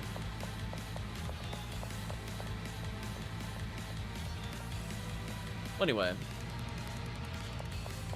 I think I'm good for now. Just don't see anybody else hopping in, so I think I'll call it here. Enjoy your reward, chat. I'll take my money. I do love that I'm at negative 10,000 experience a second. Truly, that is a truly that is a very accurate XP tracker for what we just did. Oh, game. I guess we'll go to Let's Chat. How do we feel the sessions went overall? Well, today was shockingly kind of item light. We had drop rate up, so we did see some more materials. I will say that is true. There were quite a few just because of the drop rate being increased, that generally there are more tools that are on the ground than normal, and also potentially more techniques. We did get a lot of level 29 technique options. Unfortunately, they were things like Gabarda, which I'm never going to pick up. But I am a little disappointed that none of us got like too many crazy things there. I am happy though, Dango did finally get a Charge Vulcan. And Heavenly Arms is nice. But I was kind of hoping for the team that we would be getting something kind of more in like the low range, like a, I don't know, like a 35 or 40 hit Vice. Not necessarily like toppest to top tier, but it would have been nice. But hey, it is what it is. Sometimes PSO is very fickle. So I think from the standpoint of PSO, I think there's only one bonus stream planned beyond tonight for Wednesday. So if you'd like to join in then, by all means, we accept people of all levels. But I think for now, I don't really have anything else to really comment on the runs. We went to do some RBR, and we didn't get any items, but I do feel like we got more insight on Penumbral Surge. So I'm definitely going to update the quest list to kind of reflect that there are some very good resets there. And the difficulty is not as high for certain clears. So I'm definitely going to split those up, because I think most players could probably do those Del Lily resets versus clearing all of East or doing a full run. Like, just genuinely, I feel like you could probably come in as a character that has very minimal gear. So what did I list as Phantasmal 4 resets as? I think that'll give me an idea of what difficulty I was basing it on. I said 5-star. Yeah, that makes sense. I mean, Gaiguis can kill you. Honestly, this might even just be a 4-star. Just looking at how I rank the difficulties a little more closely. 5-star, I say level 20 buffs minimum, debuffs required, max ATA recommended. Honestly, I think I might downgrade it to a 4-star. I don't think you need it for that early portion of the run. The rest of the run, it goes from 4-star straight to like 7-star, where you need like 4 people and all these other buffs. So that I think is accurate, but just killing like 7 or 9 Del Lilies, I don't think that needs a whole bunch of good gear, to be honest with you. Most of them are pretty non-threatening. Ego says, so Fickle ain't got no hits on nothing for the most part. It does take a long time to find. Honestly, I've gotten more hit from shop than like actual useful drops, sadly. So I'm just making sure to update that in the quest guide before I forget.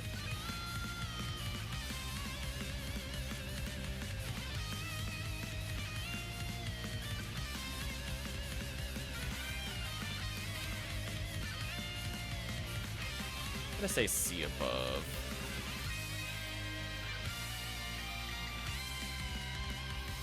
Because you could do it for Heart of Lollipop, which is pink ID, or Psycho 1 white ID if you really want to. People could technically do these things. I don't even think you need Freeze in the beginning if all you're doing is floor 3. It just says Demons. And honestly, probably also Hunter. I think Hunters can do that run pretty safely. I still don't think Forces could do that run solo. That might be a little optimistic. I mean, like, surely if you have a character with like Girasol and like 80 hit or whatever nonsense, I'm sure you could do the run, but I don't think the average player with like mostly zeroed or like 10 to 20 range hit will be able to do that quest. So, it is what it is. I don't think Hunter would enjoy doing Clear East, though. And definitely Clear Quest, I'm gonna say, is not soloable. I'll fix those little rankings accordingly. But anyway, at least we have more things to recommend to people. So I think in the future, we'll continue to try new quests, see how they go. I think for the most part, we have... I think played basically every quest in the game. There's a couple like gimmicky ones I don't think I've ever streamed because I just don't like them. So Chad has asked if I've played them before and I'm like yes, and I quit after like 5 minutes. Like I'm not gonna play like Sugoroku or Simulator 2.0. I'm just not gonna play those kinds of quests for hunts, so I'm not really interested. Or like, I've technically played things like Today's Raid for Mill Lily resets. I've done them before, I just don't find them very interesting. So I'll make note of them and things like the quest guide for people, but it is what it is. I think for the most part, The only big area where I have not played all the quests is, funny enough, episode 1. I think at this point I've played all the episode 2 quests or rated them. Shockingly, Chad, we actually rated all of episode 2. I don't think I'm missing a standard quest at this point. In episode 4, I played the one quest I had never played before the other day. So at this point, it's mostly just kind of cleaning up the existing quests, and then I guess doing a lot of mop-up, Endless Nightmare, Scarlet Realm, raiding Silent after Image 1, which we did play that recently, but I'm still not sure where I would rate it. So some of these just need to be categorized, but we'll see where it goes. But anyway, that's for another time. So let's go ahead and say goodbye to YouTube. If you did watch to this point in the video or the VOD, I'd like to say thank you for watching. Hope to see you again next time.